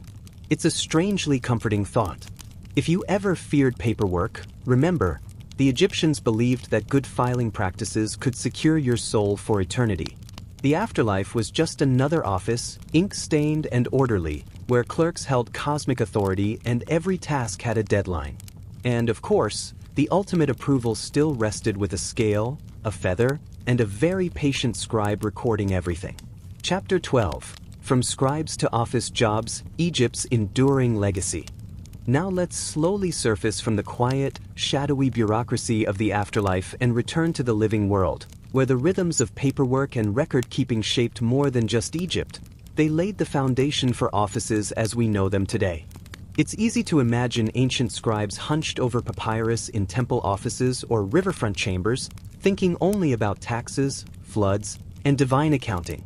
But the systems they developed had far-reaching consequences, influencing administrative practices across continents and centuries. The ancient Egyptian scribes were the first professional office workers. They specialized in recording data, maintaining inventories, producing reports, and ensuring compliance with rules, the very essence of office work. Unlike soldiers, farmers, or craftsmen, their primary tool was the pen, or rather, the reed brush. And their workplace was less physically demanding but infinitely more enduring, because the records they created could outlast any building, battlefield, or ruler. In many ways, they invented bureaucracy, not just for the state, but as a profession. Egyptian offices were remarkably standardized. Clerks sat cross-legged, organized by rank and seniority. Each had a designated writing board, ink palette, and papyrus rolls. They were trained in scribal schools, where discipline, accuracy, and neatness were paramount. A poorly written document wasn't merely sloppy, it was a failure of cosmic order. This emphasis on precision, hierarchy, and documentation echoes throughout history, from Roman bureaucracies to medieval chancelleries to modern office cubicles. Let's consider record keeping. The Egyptians kept detailed accounts of every field, granary, temple inventory, tax receipt, and offering. They developed forms for standardized data entry, cross-referencing systems, and multiple copies to prevent loss. Compare this to a modern office. Spreadsheets, duplicate files, audit trails, project reports. It's all there, just transposed from papyrus to digital. The scribe's insistence on accuracy, repetition, and methodical storage ensured continuity across centuries. An empire could survive political instability because someone always had the data. Another enduring legacy is role specialization. In Egypt, you didn't just hire a general scribe. There were specialized scribes for grain, temple offerings, census, foreign correspondence, and more. Each had clearly defined responsibilities, reporting hierarchies, and oversight mechanisms. This division of labor is the blueprint for modern corporate structures. Departments, teams, managers, reporting lines. The Egyptians had it all, just with fewer chairs and more sand. Even internal auditing has its roots here. Temple and royal records included constant checks. Reports were cross-verified by multiple scribes. Discrepancies were investigated, and accountability was paramount. Errors could be fatal, for the individual, the office, or the empire. Modern auditors might think they invented oversight, but the concept had already been practiced in the Nile Valley thousands of years earlier. Egypt's bureaucrats also pioneered correspondence networks. Letters between pharaohs and vassal kings, internal memos between governors, and instructions to temple administrators constitute one of the earliest surviving examples of office communication at scale.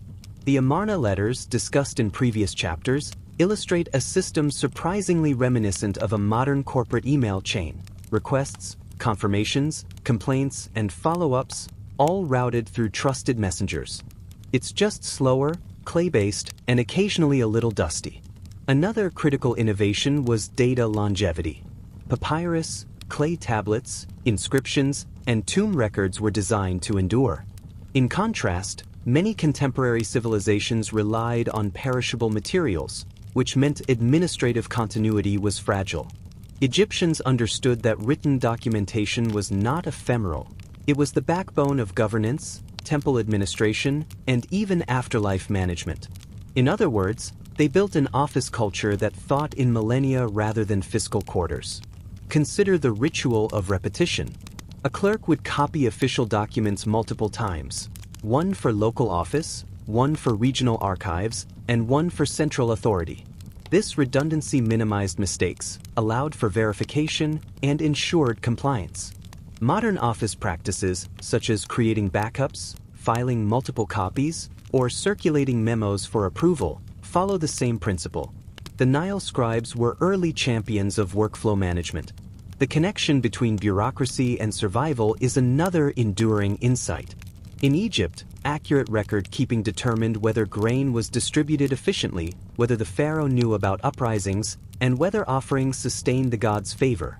Life itself, and death, as we saw, depended on proper documentation. Similarly, modern organizations depend on the efficiency of paperwork to function. Accounting, compliance, project management, and communication all hinge on meticulous records. It's comforting to think that the desk job you complain about today owes its existence, in part, to a scribe carefully copying grain tallies along the Nile over 3,000 years ago. Even the human element, office politics, hierarchy, and protocol, has its Egyptian origins.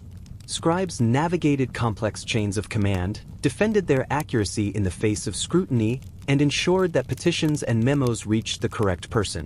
They mastered subtle negotiation, persuasion, and presentation skills, essential tools for any modern office worker. It's likely that the same strategies that saved careers in a pharaoh's bureaucracy would still be relevant in a contemporary corporate setting. Know your supervisor, double-check your facts, document everything, and never underestimate the power of a polite memo. Finally, there's the philosophical legacy. For Egyptians, bureaucracy wasn't just practical, it was moral. Order, documentation, and diligence were intertwined with ma'at, truth, justice, and cosmic balance. In other words, filing your reports wasn't mundane, it was sacred. That ethos, in a diluted form, survives today. Many office cultures still frame paperwork as a duty, a responsibility, and a mechanism for maintaining trust and continuity. The reverence may be less cosmic, but the principle is identical. So, when we trace the history of the office, it is impossible to ignore the Egyptian contribution. Professionalized clerks and scribes. Hierarchical offices with clear roles. Standardized forms and records. Cross-checking, redundancy, and audits. Systematic correspondence. Bureaucracy as a moral and social force. Everything from your accountant's ledger to your company's HR files owes a silent debt to these ancient innovators. In a way, the Nile scribes achieved immortality. They managed floods, fields, taxes, temples, kings, and the afterlife itself. Their pens carved the first traces of organized administration, proving that civilization doesn't survive on conquest alone. It survives on orderly record-keeping, patience, and diligence. So the next time you're filling out a form, updating a spreadsheet, or sending an internal memo, remember, you are participating in a tradition older than pyramids, older than dynasties, older than any ruler whose name you can pronounce without hesitation. The first office jobs weren't in glass towers or air-conditioned cubicles. They were in mud-brick chambers by the Nile, where clerks wrote endlessly, managed empires, and ensured that life and afterlife ran smoothly. And, somehow, that quiet, persistent effort endures, not in temples, papyrus, or tombs, but in the very notion of the office itself. Chapter 13, The Dark Side of Bureaucracy, Bribes, Mistakes, and Misery in Ancient Offices. Let's settle into a slightly darker corner of ancient Egyptian administration. We've spent a lot of time floating along the Nile, admiring neat ledgers, reverent scribes, and divine record-keeping. But, of course, even the most meticulously run office has its shadows. Bureaucracy, ancient or modern, comes with its own brand of quiet misery. Clerks were overworked, errors happened, and yes, bribes were a thing. The office, it seems, has always been a little human. Start with human error. Despite all the training, scribes were still fallible. A miscopied number could overcharge a farmer, misallocate grain, or cause an entire estate to be underfed. Such mistakes might seem minor to us, but in ancient Egypt, the stakes were high. Famine, unrest, and even divine disfavor could result. One surviving papyrus recounts a scribe apologizing in writing for an error in a tax record, nervously explaining that the ink spilled or that he misread the previous tally. It's ancient damage control, the earliest known office apology email. Then there's bureaucratic stress. Records were tedious, repetitive, and exacting. Clerks often worked long hours, sitting cross-legged with ink and papyrus in dim, hot chambers. Mistakes were punished, sometimes publicly, and delays could be catastrophic. A farmer might refuse to pay, a temple might complain, or a superior could personally reprimand the scribe. One papyrus even records a clerk begging that his calculations be verified before he is punished for a minor error. It's a reminder that over 3 millennia ago, employees had to deal with impossible deadlines and relentless oversight. Bribery was another quiet reality. Clerks controlled access to resources, tax exemptions, and approvals. That meant they were in a position to accept gifts from those who wanted to speed up procedures or avoid penalties. Records suggest that bribes could take the form of gold, grain, cloth, or even personal favors. Priests, scribes, and minor officials often had to navigate these ethical gray areas, balancing duty with survival. One infamous papyrus details a scribe accused of taking gifts from a wealthy landowner to adjust a tax record. The scribe claimed it was voluntary, but the case went to trial anyway, illustrating that corruption was a recognized problem even in the meticulously ordered Nile bureaucracy. Mistakes weren't always clerical. Sometimes the system itself failed. Floods destroyed records. Miscommunications led to misallocations. Overseers misunderstood instructions. Entire districts could be miscounted during a census. And in Egypt, the consequences could be as cosmic as they were practical. An unrecorded or miscounted estate might disrupt Ma'at, the divine order, and bring spiritual as well as earthly consequences. Workplace hierarchy added another layer of tension. Scribes reported to multiple superiors, temple priests, district overseers, viziers, and sometimes directly to the pharaoh. Conflicting instructions were common. A scribe might be told to prioritize a temple inventory over a flood report, only to be later scolded for neglecting the other task. It was multitasking in its most perilous form, juggling divine expectations, administrative efficiency, and human error all at once. The human cost of bureaucracy extended beyond clerks themselves. Farmers and laborers bore the brunt of administrative errors. Overassessment of taxes, misreported land sizes, or delayed grain deliveries could mean lost crops, hunger, or unpaid obligations. Even minor paperwork mistakes rippled through society, quietly causing hardship and stress. Life in the Nile Valley was orderly on paper, but for many individuals, the order came at a personal cost. The system also relied heavily on compliance through intimidation. Inspectors could appear unexpectedly to verify records, measure land, or audit offerings. If a clerk or overseer failed to follow protocol, they risked punishment. For those living under this system, it created a culture of caution and self-surveillance. One text records a scribe nervously noting, May no error be found, for the overseer watches always. It's the ancient bureaucratic equivalent of monitoring software and performance reviews rolled into one. The temples were particularly prone to this mix of power and stress. Clerks there managed vast inventories of wealth, grain, livestock, gold, and incense. Mismanagement or theft could have social, legal, and even spiritual consequences. The need for meticulous record-keeping was constant, leaving scribes exhausted and sometimes resentful. There's also a darkly human side in the archives themselves. Some papyri reveal complaints about supervisors, sarcastic comments, and even subtle subversion.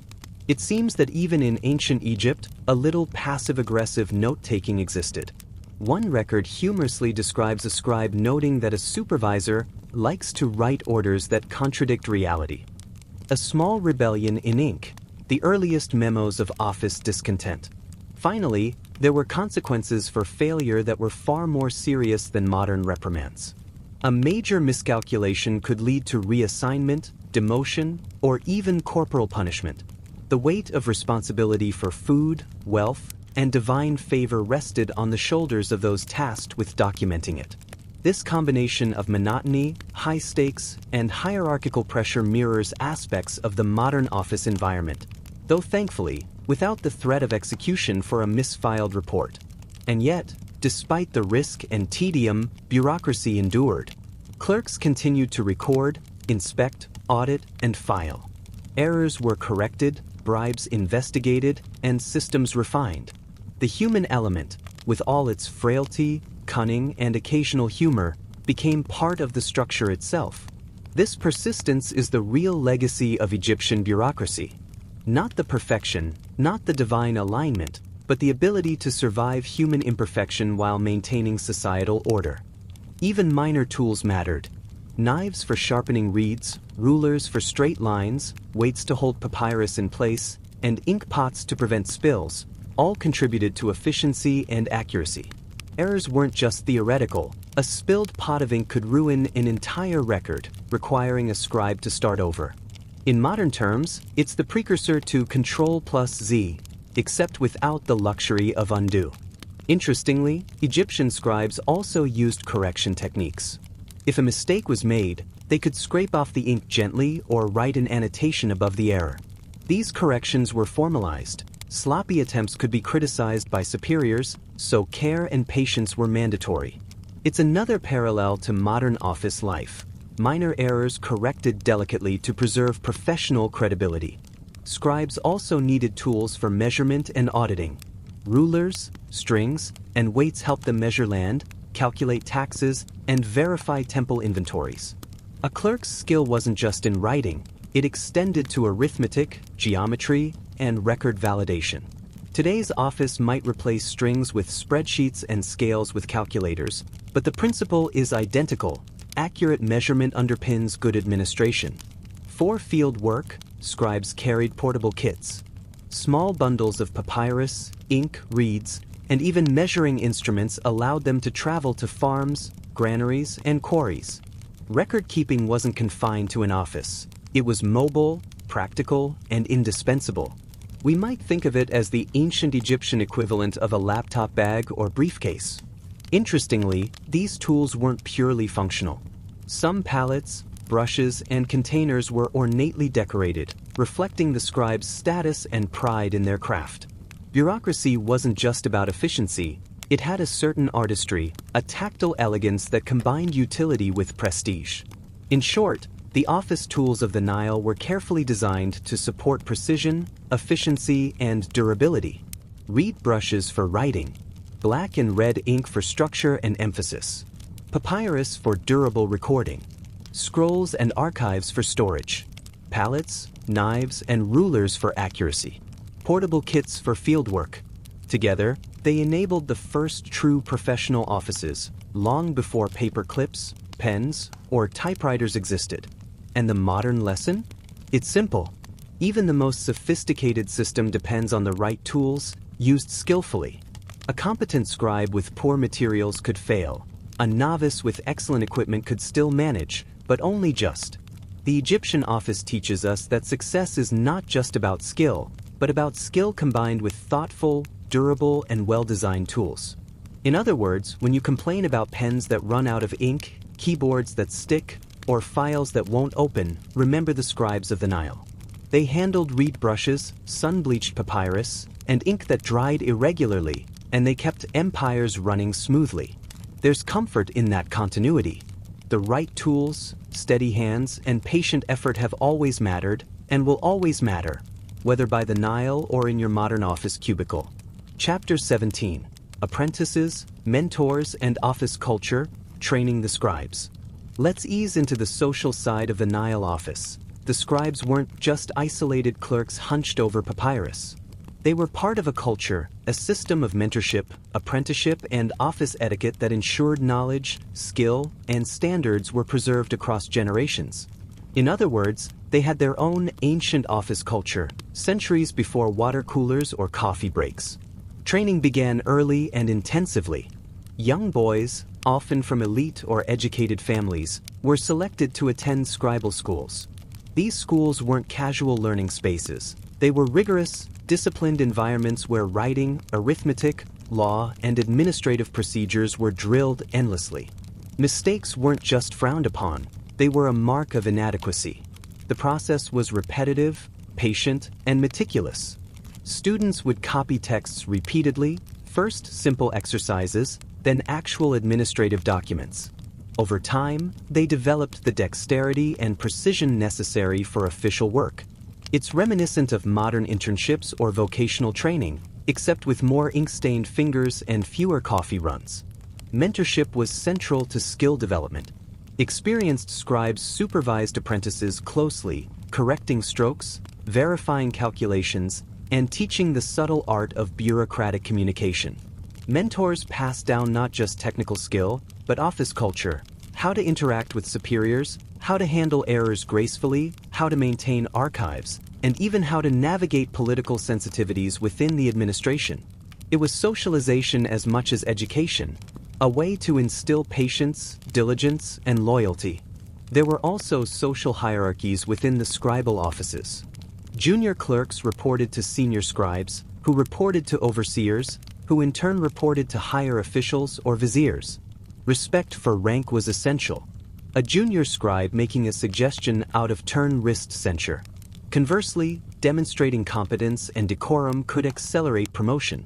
The system cultivated both discipline and ambition. Even though work was repetitive, it rewarded reliability, accuracy, and initiative. The work environment encouraged peer learning and collaboration. Scribes often worked in close quarters, cross-checking each other's records, debating arithmetic methods, or verifying inventories. Mistakes were caught collaboratively, and solutions shared. In modern terms, it's akin to a combination of peer review, quality control, and mentorship rolled into one, all happening without Slack, spreadsheets, or email threads. There was also structured progression. Apprentices became junior clerks became senior clerks, and senior clerks could rise to positions of oversight or even vizier-level authority. This career ladder encouraged loyalty and long-term commitment, while also ensuring that knowledge and institutional memory were preserved. A promoted scribe wasn't just skilled, they were a repository of experience, the kind of person who could train new recruits and maintain continuity over decades. The Egyptians also emphasized etiquette and decorum in office culture. A scribe's handwriting, posture, and even the arrangement of tools were evaluated. Improperly prepared documents, sloppily tied scrolls, or careless inkwork could reflect poorly on the scribe's character. It's a subtle reminder that professionalism, appearance, and attention to detail mattered, long before business suits or corporate memos existed. Interestingly, office culture extended to fieldwork as well. Scribes assigned to farms, quarries, or granaries had to represent the office respectfully, report accurately, and interact tactfully with local workers and overseers. They were not just record keepers. They were ambassadors of the administration, maintaining credibility and trust across the empire. This created a culture of quiet diplomacy. Disputes existed, but they were managed delicately, preserving relationships and office function. Recognition and prestige influenced social dynamics. Scribes with particularly neat handwriting, exceptional accuracy, or demonstrated diligence earned informal status among peers. Their opinion carried weight in collaborative work, and they often served as role models for apprentices. Conversely, careless scribes risked social isolation, subtle mockery, or exclusion from collaborative projects. Even in an office defined by structure and hierarchy, social recognition mattered, reinforcing performance through human interaction rather than formal punishment alone. Outside interactions mattered too. Field scribes working in farms, quarries, or granaries had to balance office hierarchy with local social relations.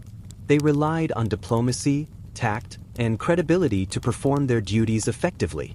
A scribe with strong social skills could resolve disputes, gain cooperation, and ensure accurate records, while one lacking tact could face obstacles beyond the office walls. In other words, office success was as much about interpersonal skill as technical ability. Humor and subtle levity were part of daily life. Even amidst tedious copying, counting, and auditing, scribes inserted small jokes, light commentary, or playful doodles. These tiny moments of levity provided psychological relief, strengthened friendships, and humanized the repetitive work environment. It's a reminder that office culture has always contained a human element. Small gestures of connection and amusement helped sustain morale. In sum, the social world of Egyptian scribes was complex, nuanced, and essential. Friendships fostered support, mentorship ensured skill transfer, rivalries encouraged vigilance, and subtle communication maintained harmony. Even in a structured, hierarchical bureaucracy, human relationships determined the efficiency, stability, and culture of the office. The modern lesson is clear. No matter the tools, processes, or technology, people remain at the heart of administration. Collaboration, mentorship, diplomacy, humor, and social awareness are just as critical as accuracy and diligence. The scribes of the Nile remind us that office life is not only about work, it's about the human ecosystem that sustains it. Friendships, rivalries, mentorship, and quiet social navigation all contribute to the smooth functioning of any organization, ancient or modern.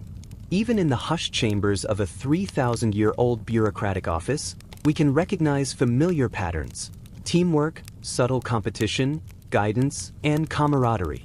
And perhaps that's the comforting thought for anyone at a desk today. Across millennia, the challenges of office life and the joys of connection within it remain surprisingly consistent. Chapter 20, Temples, Taxes, and Tribulations, the scribe's most challenging tasks. Now, let's drift gently back into the work itself, the tasks that defined a scribe's life and tested patience, skill, and endurance. Temples, taxes, and administrative tribulations were at the heart of Egyptian bureaucracy, shaping daily routines and determining the well-being of the empire.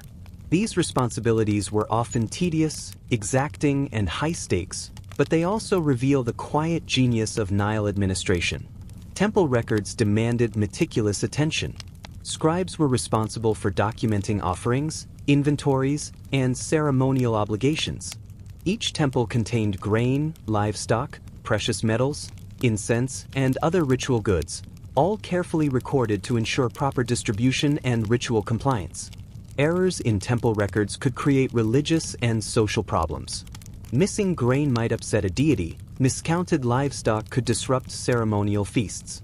Scribes maintained a dual accountability: earthly accuracy and spiritual propriety.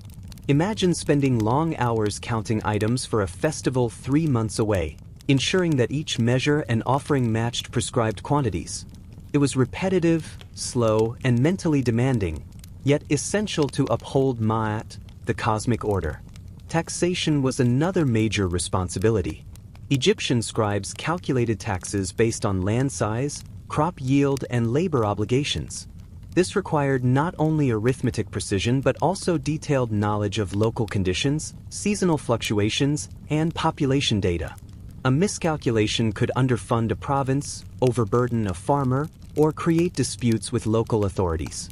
One papyrus records a clerk noting that he misread a land measurement and feared punishment from his supervisor. Correcting the error required verification, recalculation, and formal approval, a multi-step process that could take weeks. Tribulations extended beyond calculation. Scribes faced environmental challenges. Heat, glare, dust, and occasional flooding could damage papyrus and ink. Long hours of sitting cross-legged, often in poorly ventilated rooms, tested physical endurance. Mistakes made under these conditions were understandable, yet still carried consequences. There were also bureaucratic pressures, deadlines imposed by supervisors, the constant need for accuracy, and the risk of inspection created a slow, underlying tension. Even small errors could escalate, resulting in reprimands, reassignment, or additional oversight. Fieldwork added another layer of complexity. Scribes often traveled to farms, quarries, and granaries to verify records, measure land, or inspect stored resources.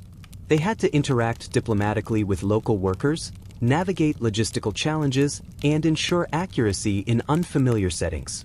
A scribe misreading a field measurement could provoke disputes, affect tax collection, and even incite local unrest. In short, office work extended beyond the building. The scribe was both clerk and mediator, observer and reporter. Complex hierarchies amplified challenges. Scribes reported to multiple superiors, temple priests, district overseers, viziers, and sometimes directly to the pharaoh. Conflicting instructions were common, requiring careful prioritization. One mistake could be blamed on miscommunication, but it was still the scribe's responsibility to reconcile conflicting orders. Even afterlife continuity offers a lesson. The Egyptians prepared systems to function beyond our lifetimes, ensuring that responsibilities were inherited and maintained. Modern equivalents include succession planning, process documentation, and institutional memory. No office thrives if knowledge disappears when a key employee retires or moves on. Continuity matters. Finally, perhaps the most subtle lesson. Bureaucracy is not inherently bad. It can be tedious, repetitive, and stressful, yes, but it also provides structure, order, and stability. It transforms chaos into coordinated effort. The Egyptians understood that a society, or an office, functions best when rules, documentation, and clear roles exist. Modern employees may groan at memos and reports, but they are participating in a tradition that dates back millennia, one that kept empires alive, crops distributed, temples maintained, and even the afterlife orderly. So the next time you file a report, prepare a spreadsheet, or cross-check an inventory, remember that you are following a practice older than the pyramids, rooted in the Nile, and tested across centuries. Egyptian scribes weren't just record keepers. They were the first office workers, the architects of organized labor, and the silent guardians of civilization. Their pens, their scrolls, and their patience built the template for every office, cubicle, and corporate headquarters that would follow. And as you settle in at your desk tonight, perhaps a little weary of your own paperwork, you can close your eyes and think. Somewhere along the Nile, 3 millennia ago, a scribe was doing the same, carefully recording grain, taxes, and offerings, ensuring that the world remained in order, one line at a time. There's something comforting about that continuity, that through the monotony, the errors, the endless reports, humanity learned how to keep itself together and keep civilization alive. Even if no one notices, even if the work seems small, it matters. Because the scribes of Egypt taught us the ultimate lesson: order, diligence, and patience endure. Chapter 16. Office Tools of the Nile, from reed brushes to modern pens. Let's float now into the very tangible side of ancient bureaucracy, the tools of the trade. Because no matter how skilled a scribe was, their efficiency, accuracy, and even status depended heavily on what they used to write, record, and manage. Think of it as a gentle exploration of the Nile office supply closet, thousands of years before the first fountain pen or post-it note. The primary instrument of the Egyptian scribe was the reed brush. This slender stalk, cut from marsh plants along the Nile, was sharpened into a fine point, dipped in ink, and used to write on papyrus. Unlike modern pens, which rely on uniform ink flow, reed brushes required skill, patience, and a delicate touch. The stroke had to be steady. A blot or miscurve could change the meaning of a word, or worse, a number. In other words, scribes needed both artistic precision and analytical rigor, a combination not unlike modern graphic designers who double as accountants. Speaking of ink, Egyptians had two primary colors, black for regular text and red for headings, corrections, or important notes. Black ink was made from soot or charcoal mixed with water and a natural binder, while red ink came from ochre or iron oxide. The dual color system allowed clerks to structure documents clearly, a primitive version of bold and italics. Using the wrong color could be a minor faux pas or a serious clerical error, depending on the document. Imagine sending a report to your boss with every number highlighted in red. Not exactly soothing to the office eye. The writing surface, papyrus, was equally critical. Papyrus was made by layering strips of the papyrus plant, pressing them together, and drying them in the sun. It was lightweight, portable, and reasonably durable, though it could tear or warp if handled carelessly. Scribes often had a small stool, a writing board, and a flat stone or wooden pallet to support their papyrus rolls while they worked. It wasn't just functional, it was ergonomically designed for long hours of cross-legged writing, a thoughtful precursor to the modern desk setup. To store completed documents, clerks relied on scrolls and bundles. Scrolls were rolled and tied with strings, labeled carefully with their contents. Large archives could consist of hundreds of scrolls, meticulously cataloged. Some temple archives even used shelf systems resembling tiny libraries, a testament to the organizational genius of Egyptian administration. The careful labeling and storage reduced the risk of misplacement, basically ancient filing cabinets. Misfile a scroll, and it could be days, even weeks, before someone found it, with consequences ranging from minor inconvenience to serious administrative chaos. Scribes also used palettes for their ink. These weren't mere dishes. They were carefully crafted wooden or stone boards with wells for black and red ink. Palettes often included slots to hold the reed brushes, keeping everything within reach. Some even had carved inscriptions or decorations, subtly reminding the scribe of their elevated status in the bureaucratic hierarchy.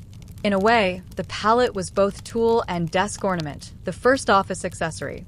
The scribe's workspace was also specialized. They sat cross-legged on mats or low stools, often in rooms with controlled light to avoid sun glare on the papyrus. The layout allowed them to have multiple documents open, consult reference materials, and interact with apprentices without interrupting workflow. It's strikingly similar to modern office considerations: ergonomics, workflow, accessibility of materials, and structured organization. In modern terms, they were not just supervisors but human resources officers, mediators, and ethicists all at once. Their decisions shaped the office culture, ensuring continuity, morale, and administrative integrity. The human element remained central. Even at the highest levels, leadership required understanding personalities, guiding apprentices, and modeling diligence. Viziers taught by example, careful documentation, precise calculations, and calm handling of crises. Their presence embodied the ideals of Egyptian office culture: patience, competence, and quiet authority. And so, as we drift toward the conclusion of our Nile narrative, we see that the empire's stability rested on a delicate balance. Scribes, tirelessly recording, calculating, and verifying. Apprentices and mentors, passing skills and knowledge forward. Friendships and rivalries, shaping social cohesion and office dynamics. Tasks, tedious and complex, maintaining temples, taxes, and provision. Viziers, guiding, supervising, and orchestrating the entire system.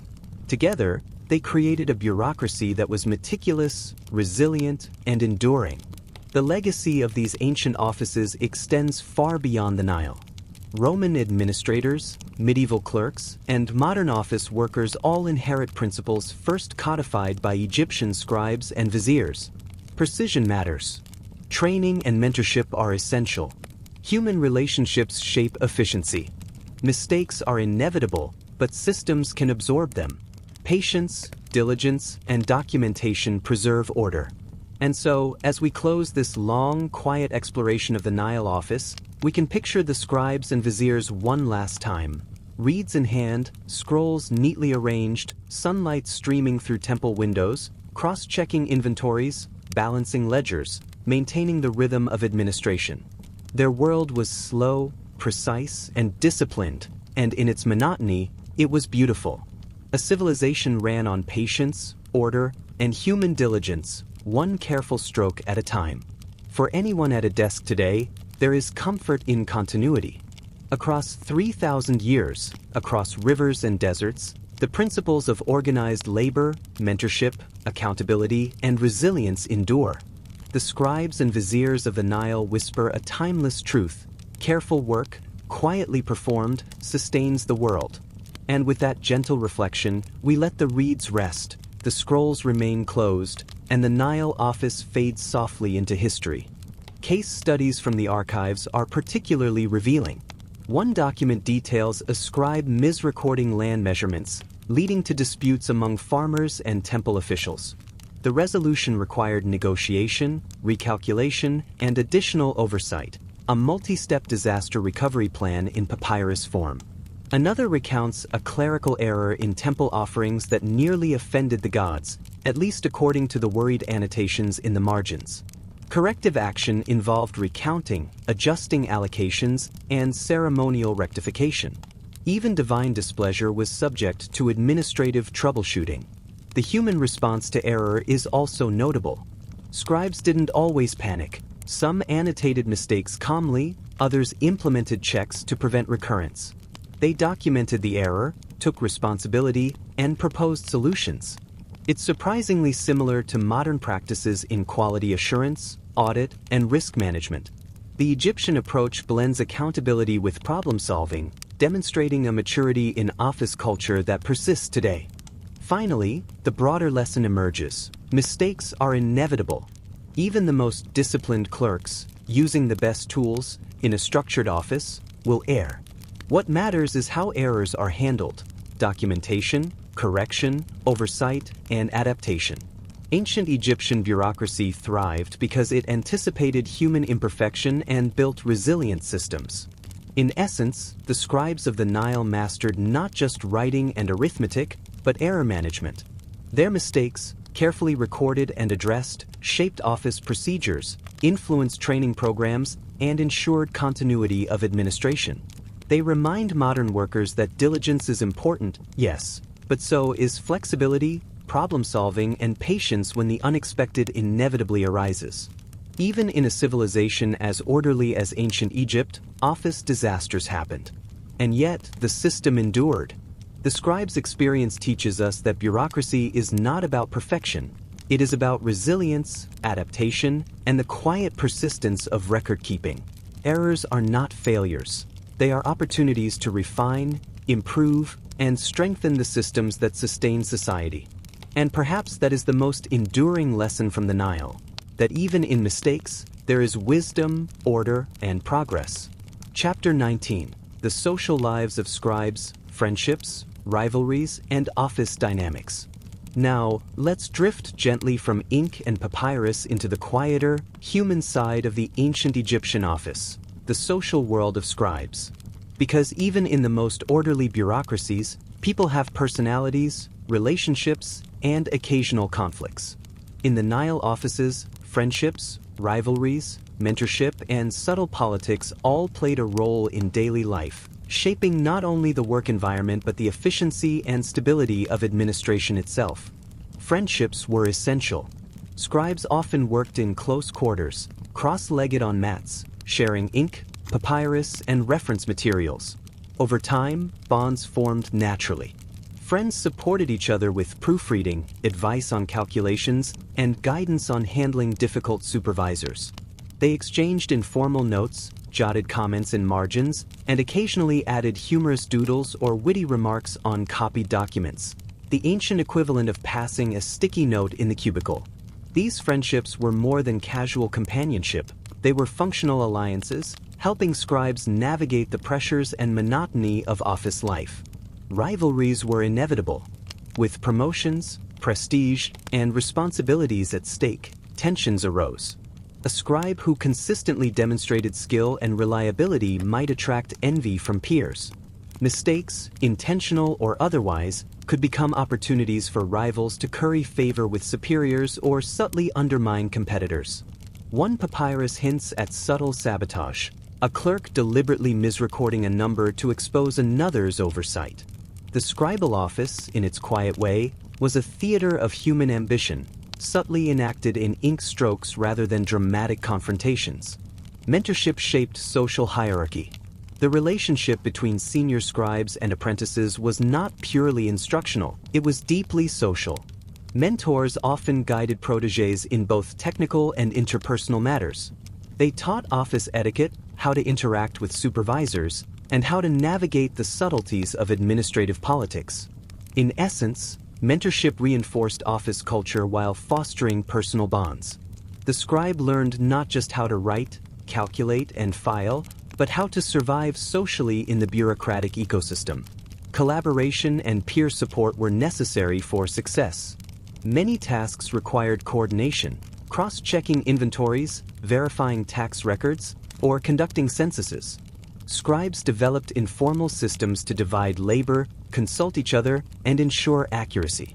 They relied on colleagues for guidance, correction, and reassurance, creating a web of interdependence that strengthened office resilience. It's remarkable how human cooperation persisted even in repetitive, seemingly solitary work. Gossip and subtle communication played a significant role. Papyrus margins and informal notes often contain personal commentary, humor, or observations about colleagues. This allowed scribes to vent frustrations, celebrate successes, or subtly signal alignment with supervisors. Gossip, though gentle and careful, helped manage office politics and relationships. It's ancient workplace communication at its most subtle, indirect, written, and encoded in ink rather than open debate. Rituals and shared routines reinforced camaraderie. Daily schedules, ceremonial copying of temple texts, and regular audits created structured interaction. Even simple rituals, the placement of scrolls, preparation of ink, or arrangement of tools, became shared practices that bound scribes together. These routines may seem mundane, but they fostered social cohesion, reduced conflicts, and reinforced a shared sense of purpose. Conflict resolution was often subtle rather than confrontational. Direct arguments could disrupt workflow and risk punishment. Instead, scribes used annotations, marginal notes, or careful corrections to address disagreements. They appealed to senior scribes or supervisors when necessary, but often relied on social cues and peer negotiation. No later civilization combined spirituality and bureaucracy with quite the same patience and ritualized precision. The Egyptians also pioneered office culture as a social hierarchy. Scribes enjoyed higher status than farmers or laborers, had specialized training, and could rise through ranks. This notion of professional meritocracy, based on skill and reliability, influenced the hierarchical offices of Rome and, eventually, the civil services of medieval Europe. It's a subtle point, but one that echoes across millennia: the value of reliable, educated, and organized personnel in sustaining large-scale civilization. Finally, the Egyptian approach reminds us that bureaucracy is not inherently dull. It's civilization in ink and papyrus form. Empires thrive not solely through conquest or monumental architecture, but through careful accounting, oversight, and administration. From the Nile to the Tiber, the lesson remains: paperwork matters. And so, the scribes of Egypt did more than record grain, taxes, and temple offerings. They established a template for the functioning state, one that persisted long after the pharaohs were gone. By the time Rome stood as the undisputed superpower of the Mediterranean, the principles of Egyptian office work, hierarchy, specialization, audit, accountability, and meticulous documentation had already traveled thousands of years, shaping the very infrastructure of governance itself. In other words, your modern office owes more than a little to a scribe in a temple by the Nile, diligently copying inventories, counting offerings, and keeping the universe in order. Bureaucracy, it seems, is eternal. Chapter 15. Lessons from the Nile: What modern offices can learn from ancient scribes. Now let's drift gently from the grandeur of Rome and back towards something closer to home: the modern office. Because if ancient Egyptian scribes taught the world how to run an empire, they also left lessons for anyone stuck at a desk, staring at a spreadsheet, or managing an endless inbox. Yes, we are about to examine ancient office wisdom through the lens of the Nile, 3,000 years ago, and realize it's eerily relevant today. First and foremost, organization is everything. Egyptian scribes had precise hierarchies, dedicated offices, and clear responsibilities. Junior clerks reported to senior scribes, who reported to overseers, who reported to viziers. Every task had its place, every record had its folder, or scroll, in their case. Compare this to a modern office where chaos reigns and tasks are scattered across emails, chat apps, and sticky notes. There's a reason structured offices survive and sprawling, disorganized ones struggle. The scribe's meticulous approach reminds us that clarity of roles and accountability is not optional. It's the lifeblood of efficiency.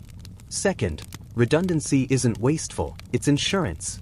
Egyptians made multiple copies of every record, one for local use, one for central archives, and one for temple authorities.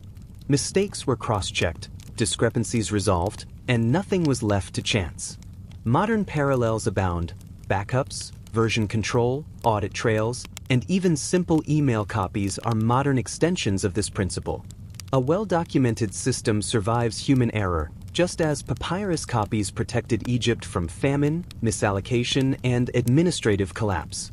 Next, training and specialization matter. Scribes attended schools to learn not just writing, but arithmetic, law, and administrative procedures. They weren't thrown into offices unprepared. They were carefully cultivated for competence. In today's terms, this is professional development. Effective organizations invest in training, mentorship, and structured onboarding. Otherwise, errors multiply and systems falter. Accountability and oversight were also central. Even the most diligent scribe risked punishment for mistakes or negligence. Audits, inspections, and hierarchies ensured that individuals performed their duties responsibly. Modern office culture often emphasizes the same principle. Performance reviews, compliance checks, and reporting mechanisms exist to maintain standards. The lesson is timeless. Without oversight, even competent staff can falter. Integration of ethics into work is another enduring lesson. Egyptian scribes operated under Ma'at, the principle of cosmic and moral order. Recording, auditing, and reporting were ethical as well as administrative duties. Modern offices often separate ethics from operations, but consider the power of integrating the two. Accuracy, honesty, and diligence in work are not just procedural. They uphold trust, reputation, and organizational integrity. The scribes also understood communication and documentation. Instructions were clear, reports were legible, and correspondence flowed along defined channels. Miscommunication was minimized, and all parties understood their responsibilities. Modern offices frequently stumble due to vague emails, informal messaging, or unclear delegation. Egyptian scribes remind us that precise, accessible documentation reduces errors and smooths operations. We can also learn from their approach to workload and deadlines. While clerks were overworked at times, their tasks were scheduled and prioritized. Certain records were daily necessities, others monthly, and some annual or ceremonial. Modern project management echoes this principle. Prioritize, schedule, and tackle tasks in rhythm rather than haphazardly. A structured workflow increases productivity and reduces stress. Office culture and hierarchy also played a role. Scribes respected rank, navigated office politics subtly, and learned how to communicate with superiors. This fostered stability and reduced conflict. For contemporary offices, the takeaway is simple. Understanding organizational dynamics and relationships is as important as mastering the technical tasks. In retrospect, the Egyptian office was a delicate dance between order and error, obedience and manipulation, diligence and mischief. It was a world where a single scribe's mistake could have ripple effects across the empire, where every loaf of bread and every grain of wheat mattered, and where the divine and mundane collided on the pages of papyrus. And perhaps that is what makes it so mesmerizing. The first offices were not just about efficiency. They were about human beings navigating complexity, responsibility, and consequence. Over 3 millennia ago, long before cubicles, memos, or Excel sheets. Even in its dark corners, bureaucracy was vital, functional, and enduring. The scribes, auditors, clerks, and viziers may have grumbled, erred, or accepted a bribe here and there, but their work shaped civilizations, influenced empires, and created the template for organized human labor that we recognize today. In other words, the ancient office was messy, stressful, occasionally corrupt, and utterly essential. And in that chaos, order was born. Chapter 14. From Nile to Rome, How Egyptian Bureaucracy Inspired the Ancient World. Let's drift now beyond the borders of Egypt, floating across deserts, seas, and mountains to see how the systems developed along the Nile influenced the broader ancient world. Because as meticulous as Egyptian clerks were, their legacy didn't stay contained within mud-brick temples or royal archives. It traveled, adapted, and inspired civilizations that followed. The first stop is Mesopotamia, where scribes were already active, but Egypt added new dimensions: hierarchical offices, specialized roles, and detailed record-keeping tied to both the mundane and the divine. When the Greeks and later the Romans encountered Egypt, they marveled not at the pyramids alone, but at the precision of its administration. Greek historians like Herodotus recorded the impressive efficiency of the pharaohs' offices: farmers' taxes meticulously logged, temple offerings accurately counted, grain stored and distributed with near-scientific care. For the Romans, who loved order and engineering, the Egyptian model offered a blueprint. Specialization and departmentalization, for example, are directly traceable to Egypt. In Rome, ministries were divided into responsibilities for finance, justice, public works, and agriculture. Officials were trained in specific roles, with scribes and clerks assigned to monitor each domain, a clear echo of the Egyptian practice of assigning specialized scribes to grain, temple offerings, or census duties. Even the Roman census system, a cornerstone of taxation and governance, bears a faint imprint of Egyptian administrative tradition. Conducted every 5 years, it combined population counts, property records, and taxation in a structured format reminiscent of Nile bureaucracy. The Romans also adopted the idea of documentation as a moral and civic duty. Egyptian scribes worked under the concept of ma'at, cosmic order, truth, and justice, ensuring that paperwork had a moral dimension. Romans, in turn, framed their record-keeping as upholding civic virtue. Laws, contracts, census data, and tax records were meticulously preserved, often inscribed on stone or wax tablets to survive the ages. It's the same principle, documentation as both an administrative and ethical tool. We also see the Egyptian influence in audit and oversight practices. Roman officials, known as censors and quaestors, performed regular audits of public finances and resources. They conducted inspections, verified records, and held subordinates accountable, essentially acting as the heirs to Egypt's temple scribes and viziers. The principle was unchanged. Human error exists, resources are finite, and oversight ensures the stability of society. Even the bureaucratic career path traveled along this Nile to Rome continuum. Egyptian scribes trained in specialized schools and climbed a hierarchy of office positions, from junior clerks to high-ranking viziers.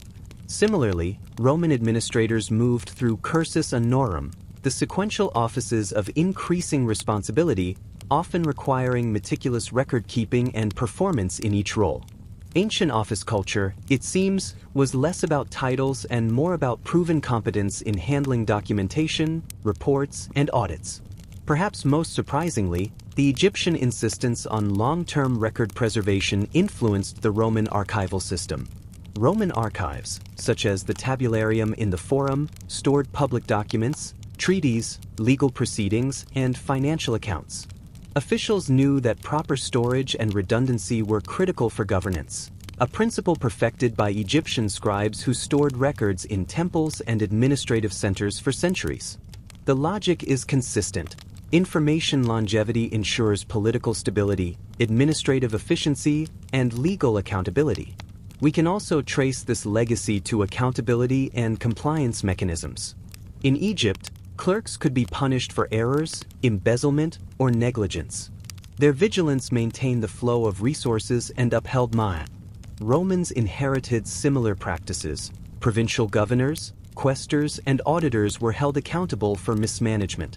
Inspectors could be sent to verify census data, tax collection, and construction projects.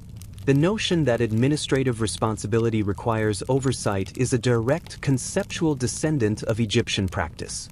The influence extended even into ritualized bureaucracy. Egyptian scribes linked administration with divine order. Romans, though less mystical, integrated record-keeping into religious festivals and public ceremonies. Census-taking, tax assessment, and provincial reporting were civic rituals designed to enforce social order. In both cultures, paperwork was more than a task. It was a stabilizing force in society. This influence carried forward into later civilizations, too. By the Byzantine Empire, scribal offices managed taxation, legal documentation, and provincial administration in ways that would be immediately recognizable to an Egyptian scribe. Later medieval chanceries in Europe continued these traditions, producing meticulously copied manuscripts, ledgers, and legal texts. Egyptian bureaucracy, in essence, became the silent, invisible spine of Western administrative culture, stretching from the Nile to Rome and far beyond. Yet the Egyptian flavor remained distinctive. Integration of religion and administration. Clerks maintained divine offerings and state resources simultaneously. Moral weight in documentation. Records weren't just functional, they upheld cosmic and civic order. Redundancy and longevity. Multiple copies, cross-checks, and durable storage ensured continuity. This constant balancing act demanded focus, patience, and tact, the ancient equivalent of juggling multiple projects, clients, and managers simultaneously. Documentation demanded consistency and legibility. In a world without standardized fonts or digital tools, handwriting mattered. Scribes spent years perfecting uniform, legible writing. A smudged character or uneven stroke could alter meaning, misrepresent numbers, or require costly corrections.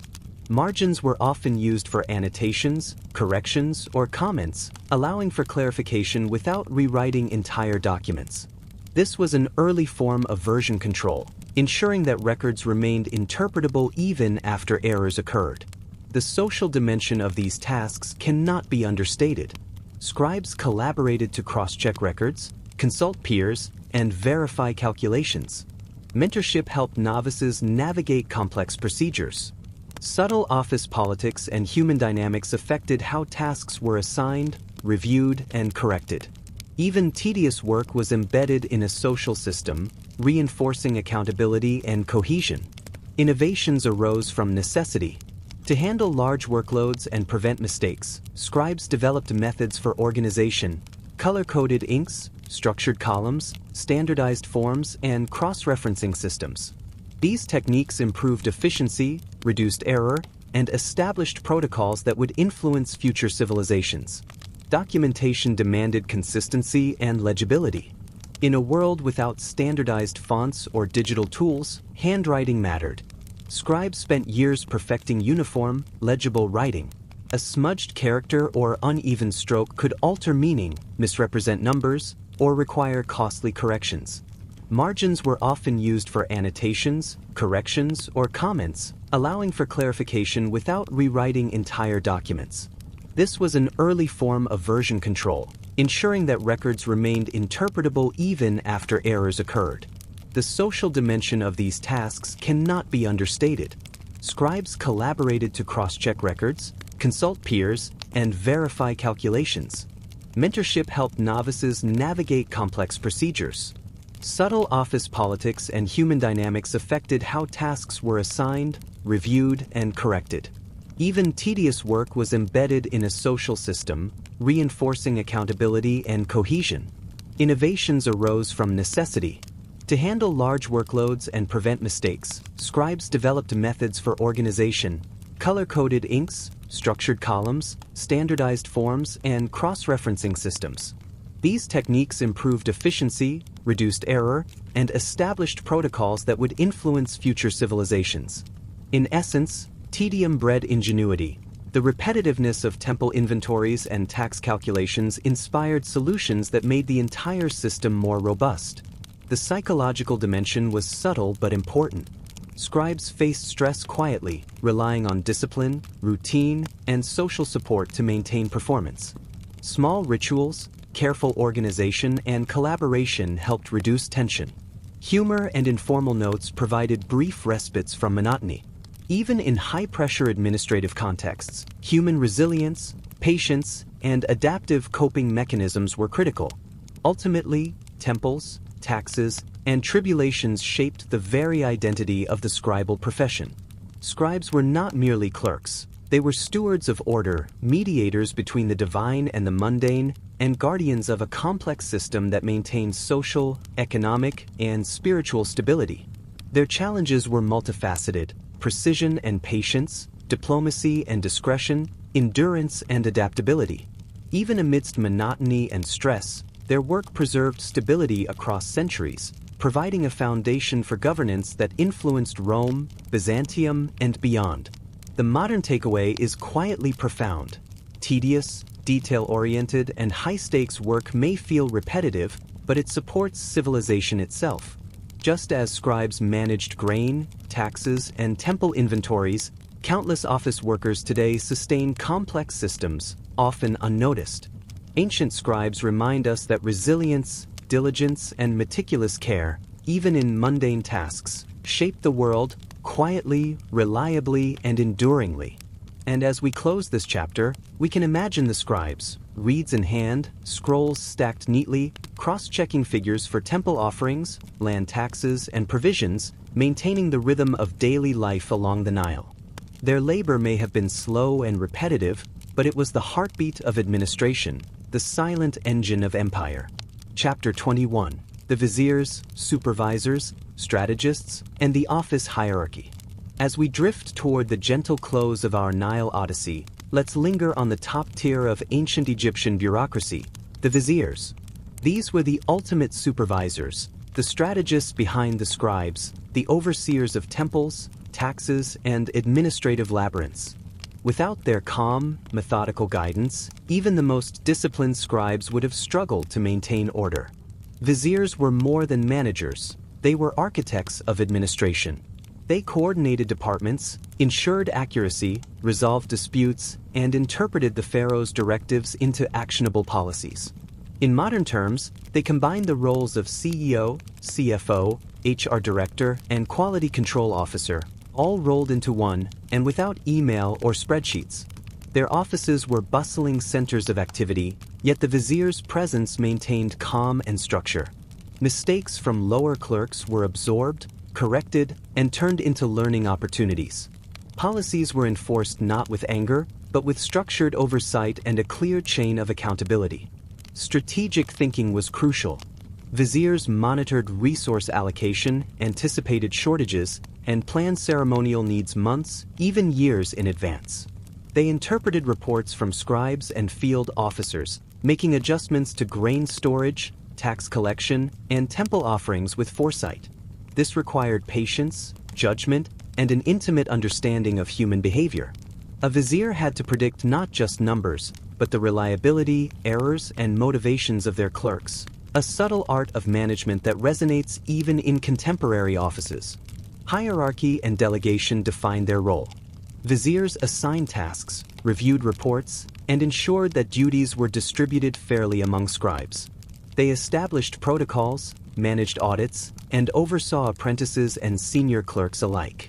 In essence, they created a system where each individual had a place, a purpose, and clear accountability.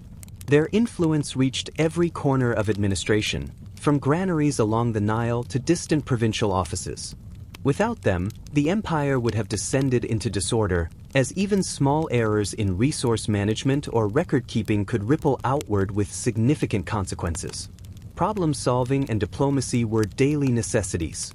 Disputes among scribes, conflicts between temples and farmers, or discrepancies in taxation required tact, negotiation, and judgment. Viziers had to balance fairness with efficiency, adhering to the law and upholding ma'at, the principle of cosmic order. There were also ritualized aspects of office life. Certain days required ceremonial copying, reciting official lists aloud, or participating in temple record-keeping events. Even repetitive clerical tasks had structured rituals, reinforcing discipline, hierarchy, and order. This combination of practicality and ceremony ensured that the office was not just functional but also socially and spiritually coherent, a precursor to modern corporate culture with team meetings, formal reporting cycles, and structured workflows. Scribes also cultivated informal networks. Mentors and apprentices, peers and seniors, all formed a web of social relationships. Gossip, subtle advice, and even humor helped navigate the pressures of a high-stakes office. Ancient scribes had their own version of water cooler talk, quietly managing interpersonal dynamics while maintaining professional decorum. In essence, Egyptian office culture was a blend of training, mentorship, hierarchy, collaboration, ritual, and social navigation. It was designed to produce competent, reliable, and adaptable clerks capable of maintaining the empire's vast administrative apparatus. The human element, guidance, oversight, and interaction was just as important as the tools and procedures. And the modern lesson? Even with all our technology, systems, and automation, office culture, mentorship, apprenticeship, peer support, and structured hierarchy remains critical. Empires and companies alike rise or fall based on the people who execute the work, pass on knowledge, and maintain standards. Egyptian scribes remind us that professionalism, collaboration, and careful socialization are as important as spreadsheets, forms, or databases. In fact, without them, even the most sophisticated tools are ineffective. So as we imagine the offices of the Nile, reed brushes in hand, papyrus rolls stacked neatly, apprentices learning patiently from seasoned scribes, we can see a world both foreign and familiar. A world where skill, diligence, mentorship, and culture kept civilization running smoothly. And a world whose lessons are still relevant today, whether in a corporate cubicle, a government office, or a home workspace. The scribes of ancient Egypt weren't just early office workers. They were architects of professional culture, demonstrating that training, mentorship, and collaboration endure across millennia. Chapter 18: Scribal Mistakes and Office Disasters, Lessons in Error Management. Now, let's drift gently into a quieter, slightly tense corner of the Nile office. The mistakes, miscalculations, and administrative disasters that even the most disciplined scribes couldn't entirely prevent. Because as orderly as ancient Egyptian bureaucracy was, human error always found a way in, and the lessons from these errors are surprisingly relevant today. Errors came in many forms. Miscalculations were common. Scribes working on grain inventories, tax records, or temple offerings occasionally miscounted or misrecorded numbers.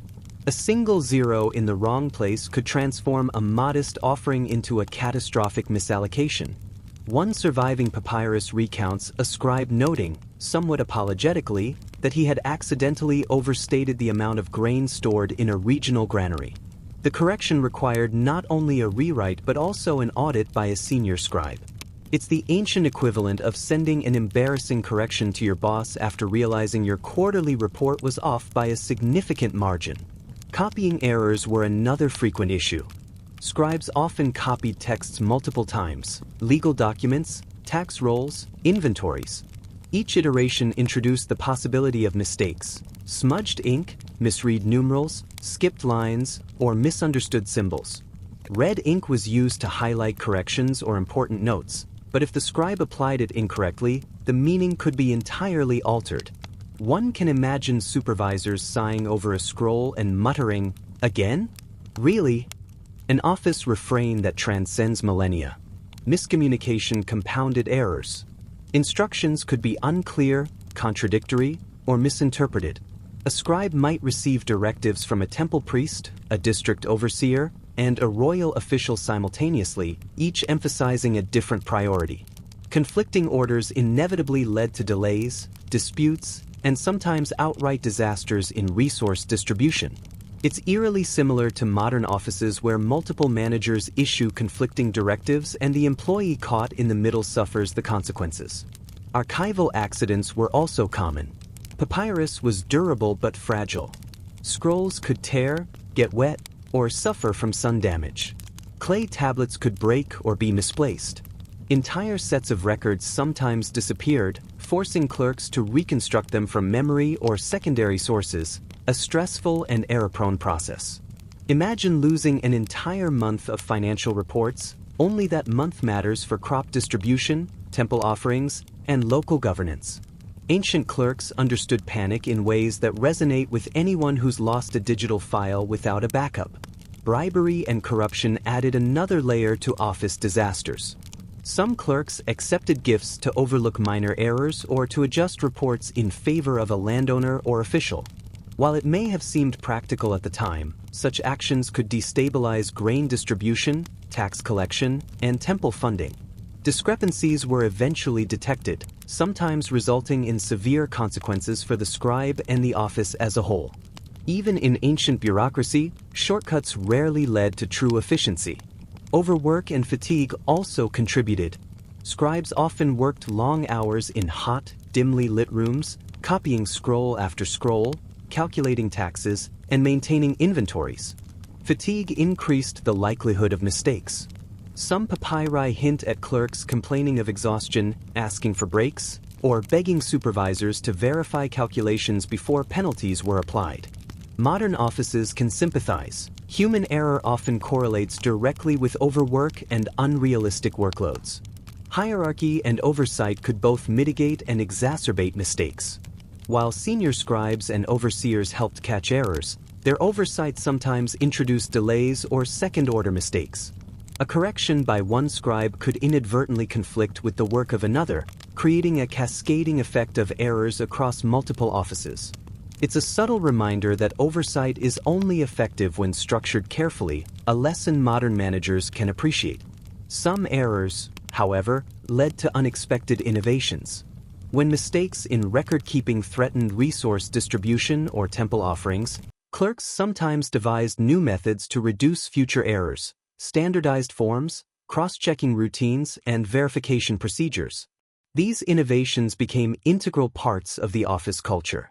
In other words, disasters weren't merely setbacks, they were catalysts for process improvement, a principle every modern office recognizes as lessons learned.